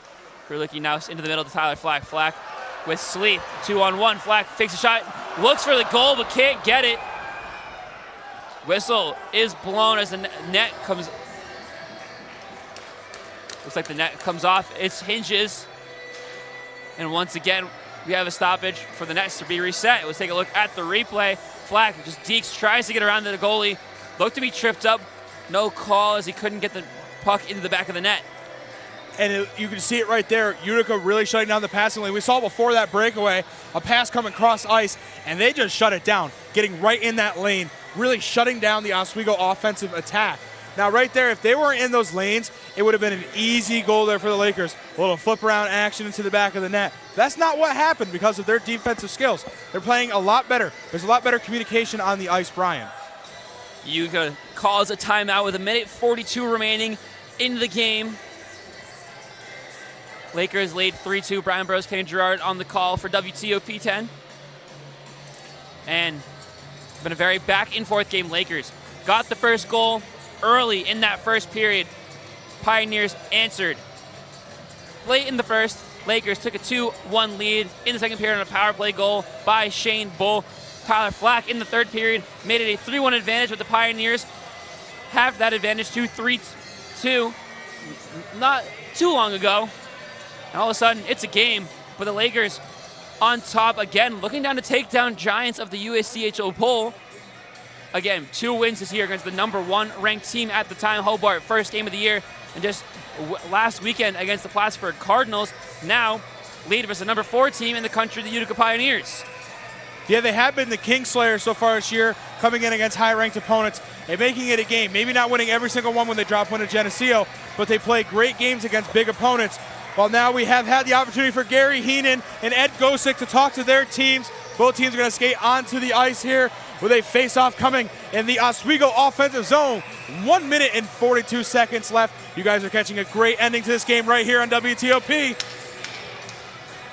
Face-off on the near circle in the offensive zone as the ref just kind of slowly skates backwards, set himself up. Puck dropped and the Pioneers will win it. Minute 40 remaining as you got to think a Lakers take it, shot off, blocked away off the glass, still out in front, sitting down by the skates of the Pioneer, but they finally get it away. Lakers, quick opportunity there, but you got to think an empty net coming soon for the Pioneers if they want to take a shot to win it. Acosta with it, battled with Krulicki. Krulicki 3-on-1, will not get to the puck first though, as it's left behind, and now with Scoville. Scoville sent up the ice. Now down into the corner, whistle blows the play dead. And there comes the icing call as we're going to get another face-off in the offensive zone for the Lakers. Utica, 1 minute and 8 seconds left. Time is winding down now. Obviously, they're going to want to pull their goalie at some point, but they have to get that puck into their offensive zone, Brian. You can't really pull a goalie when you're on defense. That's just probably not a good idea. I'm not a professional, Brian, but I think I can figure that out. Scholes has it down. It goes all the way around to the other side. And with 1 minute left, Ethan Roberts still standing down in his own net. Now he skates out, and empty net for the Pioneers. 50 seconds remains in the game as the Lakers just pin it against the boards. 6-on-5 now for the Pioneers as it's with Tristan Francis. Francis continually keeping it pinned on the boards. Now Barrett just chips it up, and he'll get clear it into the neutral zone. Chased by Shane Bull as he continues to fight for it. 30 seconds to go in the game. down on the ice. Scoville picks it up. Bull without a stick, just trying to waste time here. 23 seconds remaining. Finally gets up into the neutral zone, but Barrett fighting for it, keeps it out of the offensive zone, and whistle blows it dead, offsides. And Shane Bull really trying to do it all, the point leader for the Lakers, the point leader in the SUNYAC. Hey, I guess you don't need a stick to play hockey if you're Shane Bull, just kicking the puck around, wasting time, as now they have winded it down to 16.9 seconds left. Lakers, 3 points, Utica 2. Oswego looking to close it out here if they can capitalize again on defense. They've done it all day long. A face-off win here would be great for the Lakers, but awesome for Utica. Lakers do win the face-off. 14 seconds remaining in the game as he heads down towards the Utica to the empty net. They'll reset. 9 seconds to go in the game. Gato fighting for it. Picked up by Bull. It taps up into the air. 4 seconds to go. Pioneers quickly up the ice. 1 second left, and that will do it. Lakers take down the number 4 team in the country, the Utica Pioneers, by a score of 3-2. Everybody crowding around Brandon Milberg as the Lakers celebrate the big victory and they get back on the horse following the loss last night. Well, now you're definitely going to have the committee scratching their heads. The Lakers come in and lose to Cortland yesterday, and they come out and beat the number 4 team in the country, 3-2. A decisive victory there for the Lakers. A much different hockey team on the ice tonight for the Lakers, looking much better. They were clean and crisp on offense. They were clean and crisp on defense. While Utica was struggling on offense, trying to find passes, trying to be a team they know they are. They could not capitalize on the power play. Oswego's penalty kill may have been the best today that it has been all season, and in my opinion, Brian, that right there is the game changer of the day, the penalty kill for the Lakers. Yes, a trend we've seen in the last few weeks is the Lakers special teams certainly becoming a bigger factor into games. Power play goals have certainly been coming more often for the Lakers. Shane Bull had one tonight in this game. But you mentioned it, the penalty kill. Power play attempts 0 for 4 for the Pioneers in this one. They just couldn't get it going. First the Lakers kill, and the Lakers move to 8-5 on the season. The Pioneers fall to 6-1-4. And Oswego now is going to pick up their 4th home win of the season, moving to 4-2. And the Utica Pioneers are going to suffer their first road loss of the season, going to 4-1. Oswego now going to pick up a win, going 2-1 in their last 3 games. And Utica now is going to drop to 1-2 in their previous 3 games, taking a loss to number 6 Elmira, and now taking a loss to the Oswego State Lakers here today. The Lakers now much more momentum on their side. You came into the Deb last night, you felt the energy was out of the building, like the wind was sucked right out of this place. But now they come in and they upset the number 4 team in the country. You really got to feel good about yourself, Brian, after a bad night last night, not playing your best hockey, and you come out tonight and you play some of the best hockey you played all season long. Tyler Flack named first star of the game. And of course the Lakers now get to ride this high into a nice couple-week-long break for the Oswego Hockey Classic late in this just before New Year's, as they'll take on Concordia in the first game. Pioneers also get to try to turn their fortunes around with a nice long break. They don't play until January 5th as they take on Manhattanville College in a UCHC matchup. As, of course, Lakers very excited for the victory. And we're going to send it down to our sideline reporter, Mike Neckers, who's standing on the ice with Tyler Flack. Mike, what do you got for us? A strong performance from you today, putting in a crucial goal in the 3rd to win the game. How does that feel, Tyler? I mean, it feels great. I mean, the atmosphere we've had every single year I've been here has been great, and just to bury these big goals is so special, and the atmosphere just makes it that much better. Absolutely, and it was a hard-fought end-to-end battle today. What does it mean to head into your Christmas break here with a win? It's awesome. I mean, we had that hard one to Cortland yesterday that we kind of gave away, but today we're playing another ranked team, and we know what we can do, so we just got to figure out that consistency moving forward. Absolutely. What was the biggest key to your success today? I think everyone just bought in tonight. We had 4 lines rolling, 7D, and our goalie. I mean, when you got a full team rolling like that, you're hard to stop. Ladies and gentlemen, Tyler Flack. I'm Mike Neckers. Back to the desk. Thank you, Mike. Excellent interview there with Tyler Flack. And just as we watched just in front of us, just by Mike, but off camera, was Brandon Milberg and Shane Bow, each taking pictures with Noah Bow, dressed up all in his hockey pads. Again, the emergency goalie tonight, something the Lakers, fortunately for them, didn't have to use. Brandon Milberg played excellent in goal all night. 21 saves, 2 goals allowed, and kept the Lakers in it the entire time. Really did a good job deflecting shots, keeping the Lakers in the game the entire time. Yeah, a decisive game there for Brandon Milberg.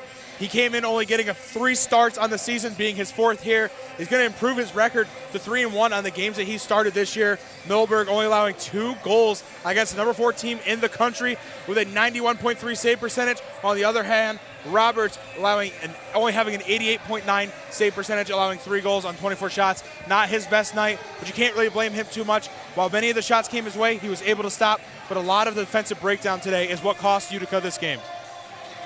Well, that'll do it from us in the booth. Brian Burrows, Kenny Girard for WTV10 for the final time tonight and for the final time of the semester. We'll send it back to the boys in the booth, Garrett Shan, Kyle Spizak, Jacob Bradley, for the post-game report right after this break.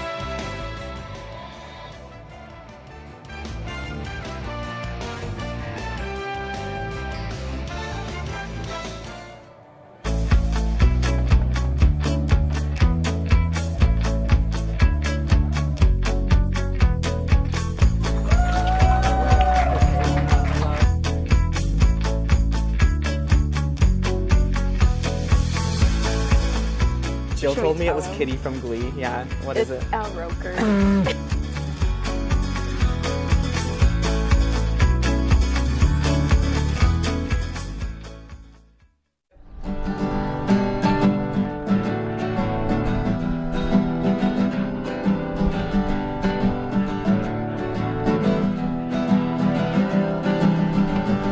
We're here for you, we're here for you. This is your channel too. With sports and news and what to do, we're here for you. It's your TV, you're watching WTLP. Your TV, thanks for watching WTLP.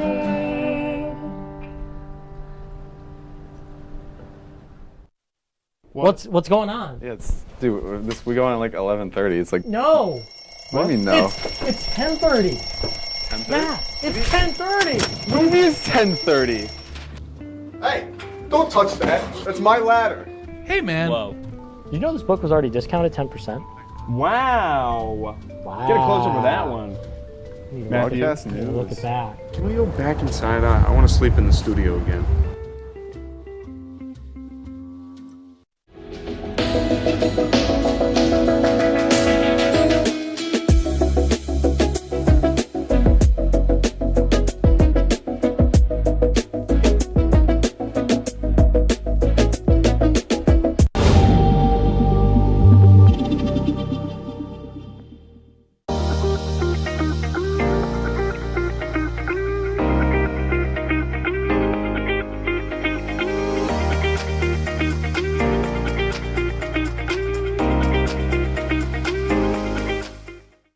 What's going on? Yeah, we go on at like 11:30. It's like No.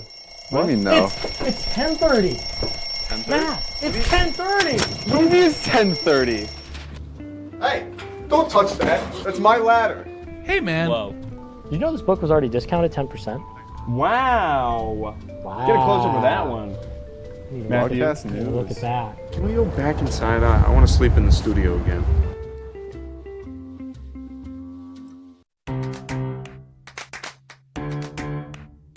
We'll deep dive into our feelings in our Real Talk segment. Stay tuned because it's about to get real.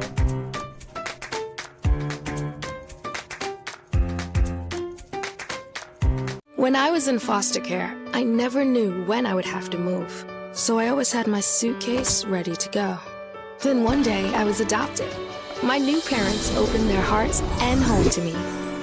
My parents cook my favorite breakfast for me every morning. My parents take me on trips I never thought I would go on. They gave me a home and an even better reason to use that suitcase. My parents aren't perfect, but they're perfect for me.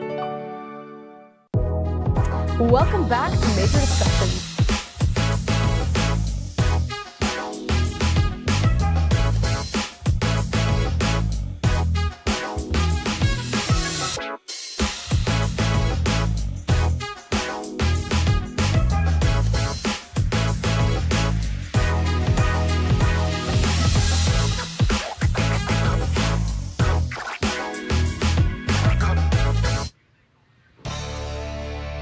What a win inside the Deborah F. Stanley Ice Arena. Upset alert, the best 2 words behind Game 7 in all of sports. The Oswego State Lakers take down the number 4 ranked Utica Pioneers. And we welcome you up to the perch for a Hockey Night in Oswego post-game show right here on WTOP 10. Packed house here. You got the sports talk fellas, Garrett Chan, Jacob Bradley, Kyle Spies, and our sideline reporter, Mike Neckers. And Mike, we'll start with you. You saw it down at ice level. You saw a fantastic contest from the start to the end. What did you see throughout that full Well, I'll tell 60? you what, Garrett, that game was absolutely electric. The crowd was into it. The players were into it. We saw a very physical game. Both teams held their own very well, very back and forth, end to end, and the Lakers just came out on top today. Kyle, a fantastic game all around. You saw a switch turn on for the Oswego State Lakers. After yesterday, they came out with a vengeance. Yeah, I mean, prediction, just a bit off. And, I'd like to give my apologies to absolutely nobody, because given how the games previously went, I think it was a fair assessment that we put our predictions the way they did. But the one thing you can't do is sleep on these Lakers. You absolutely can't do that. They really bring it. They come clutch when it's clutch time. They bring it down to the wire, and they manage to find a way no matter what. Just the rush, the back check, it all came together so well for him. And those dirty in front of the net goals. And then, of course, Tyler Flack, really the star forward on this team. Just disgusting goal. Yeah. Disgusting. Yeah, I'm just glad we did our last round of hockey interviews of the semester, because all of us, I think, would be getting an earful from everybody with our predictions. But listen, hey, hats off. Credit where credit's due. The Lakers came out. They played a very good brand of hockey tonight. This looked like what this team should have been. When they played Hobart, there was a feeling in this place of like, whoa, this team might do some damage. Now, I felt that feeling again. They played as one today, and that's all you can ask for as a team. Great win for the Lakers. A very gutsy win for Oswego State Lakers. Probably one of the more complete games they've played through those full 60 minutes. And a lot of it, we start with the penalty kill. The Lakers notably struggle in that department. The Pioneers usually, we see how those two teams fare on a one-man advantage. Tonight, the Lakers shut them down. Yeah, I mean, the Lakers, normally a team that doesn't have the strongest power play, and on the other side, Utica kind of about that same power play range. And for Utica, that showed tonight. Their power play was not able to get anything going throughout the game, really. Oswego, on the other hand, their power play looked good. They were getting good shot opportunities. They buried a one or two. But Utica on the same side, they had good chances. They were on a few power plays. They had some really good in-close chances, some great outside shots. Just Milberg stood tall. Yeah, I mean, Milberg played a great game in goal, and yes, the power play was there for the Lakers, as well as the penalty kill. They found themselves in the box. At the first period, we didn't see anybody go to the sin bin, but then the rest of the game, it was quite frequently people were going there. The Lakers were able to make sure that they didn't let that ruin anything for them. They played a clean game today from both ends, whether it be on the penalty kill or on the power play in general, Mike.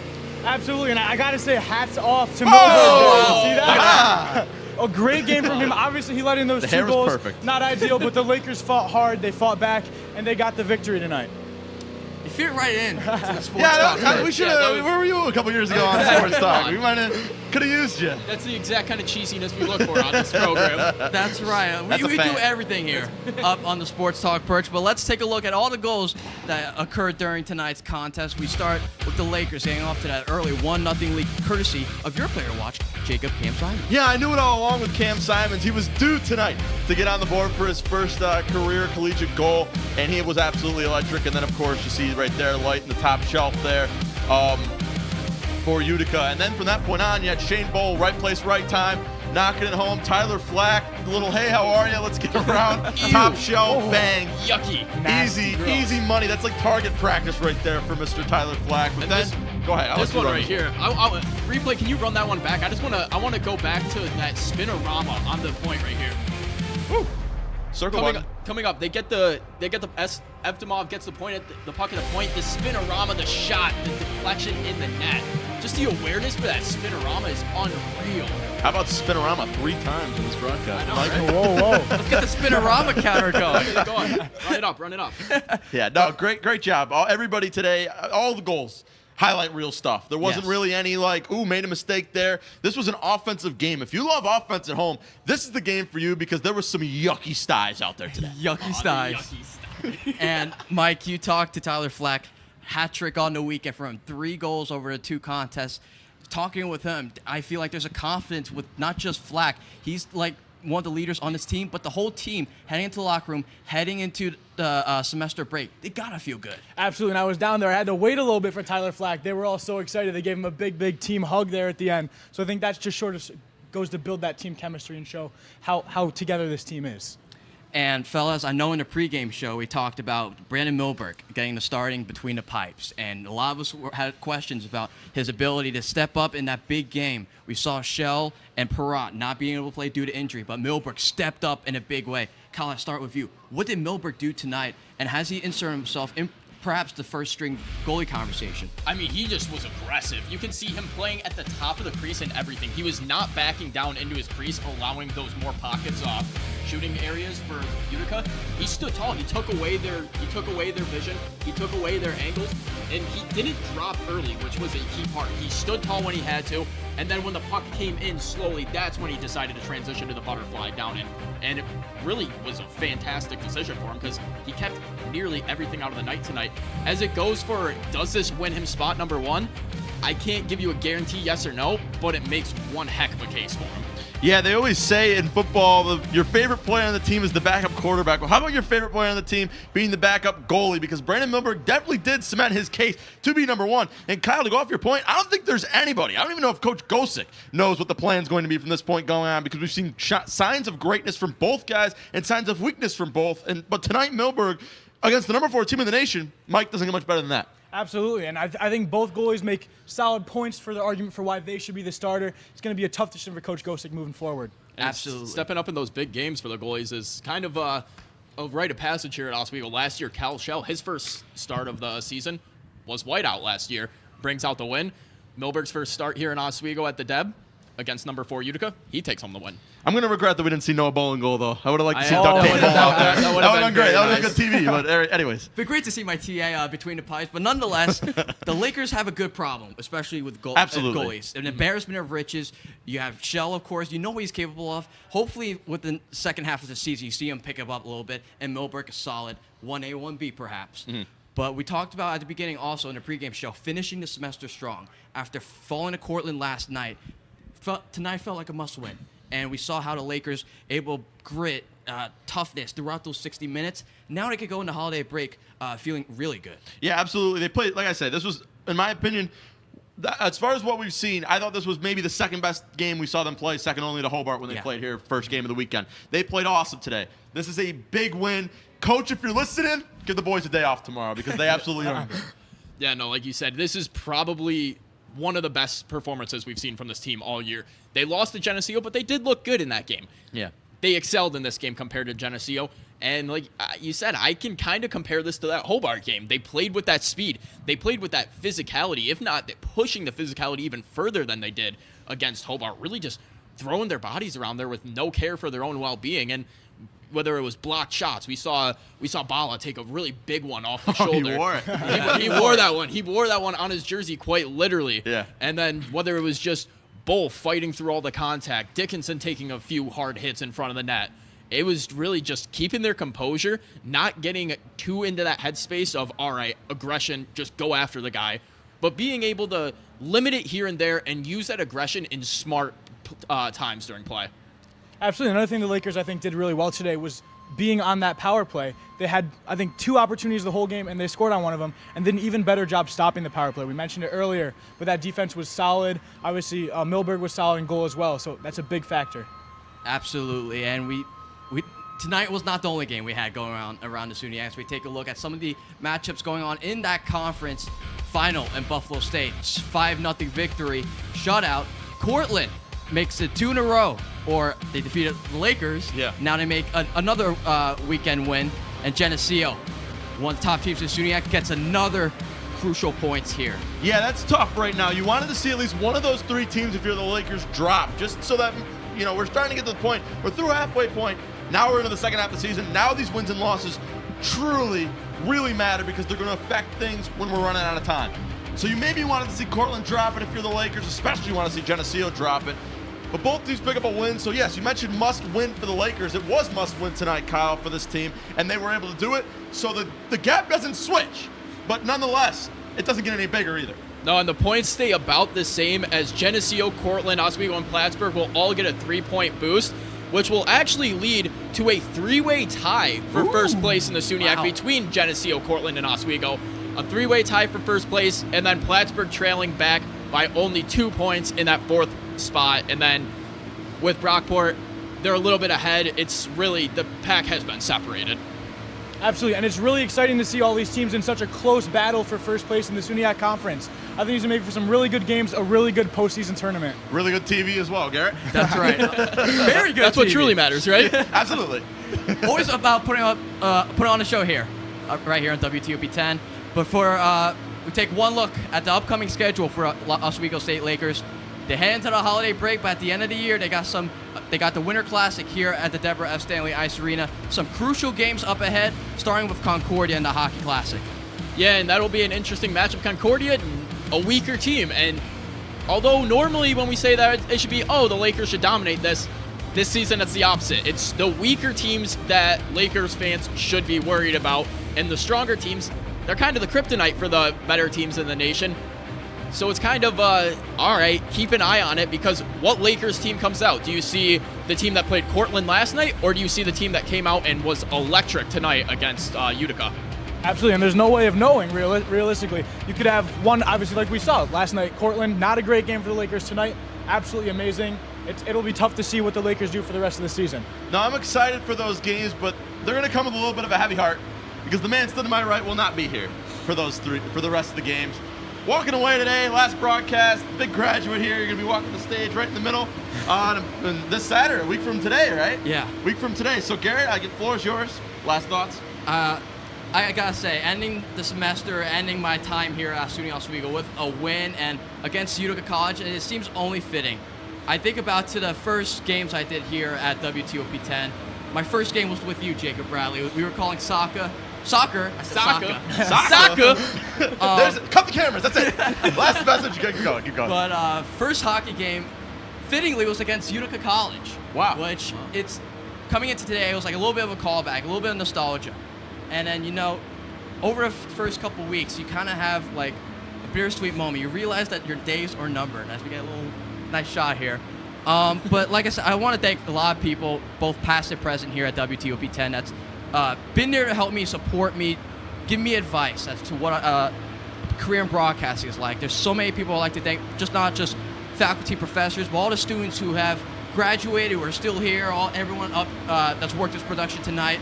Huge thank you to my mom and dad watching back at home. Couldn't have done it without you guys. All love and support. It means a lot.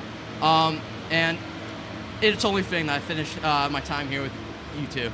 Absolutely. It's been a pleasure working with you for 3 years, Garrett. We'll miss it, but it's not quite over yet. But all good things have to come to an end eventually, right? Yeah. But it's all right, because we'll all see each other again in the professionals at some point in time. Yeah, I think we'll meet again. All right. We'll meet again. Not I'll be all goodbye, right. just to see you later. That's right.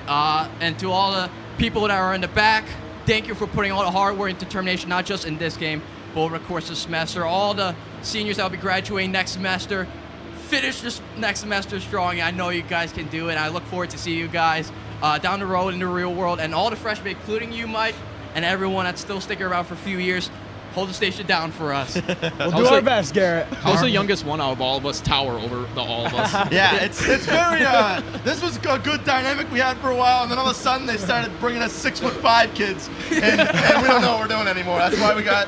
Well, I don't know if we've ever revealed this on air in the 3 years you've been here. You're still on a cinder block. So we got that. Should we give a little shout out to the little shout out to the cinder block? Yeah, the cinder block. So you're not the only. That's a little peek behind the camera for 3 years of him. He hasn't grown, guys, but he has. So get ready for some taller guys to be bringing you the news. So. Like I said, a massive thank you to everyone here. A massive thank you to everyone in control room, everyone that tunes in every hockey broadcast and helps support us here at WTOP 10. But I think it's closing time. Let's wrap things up here. Garrett Chan singing? Closing time? No, we're not getting copyrighted. That's right. For Jacob Bradley, Kyle Spizak, Mike Neckers, for the guys in the press box, Brian Burrows, Kenny Gerard, our salary reporter. I got you, Mike, right? Yeah, you got me. I got you. Just want to make sure. For producer Michael Shetler, director Mike Griswold, and all the amazing, fantastic men and women that make this broadcast possible. This is Garrett Chan signing off. Heave away. The Lakers pull off a massive upset here at the Deb. Upset alert.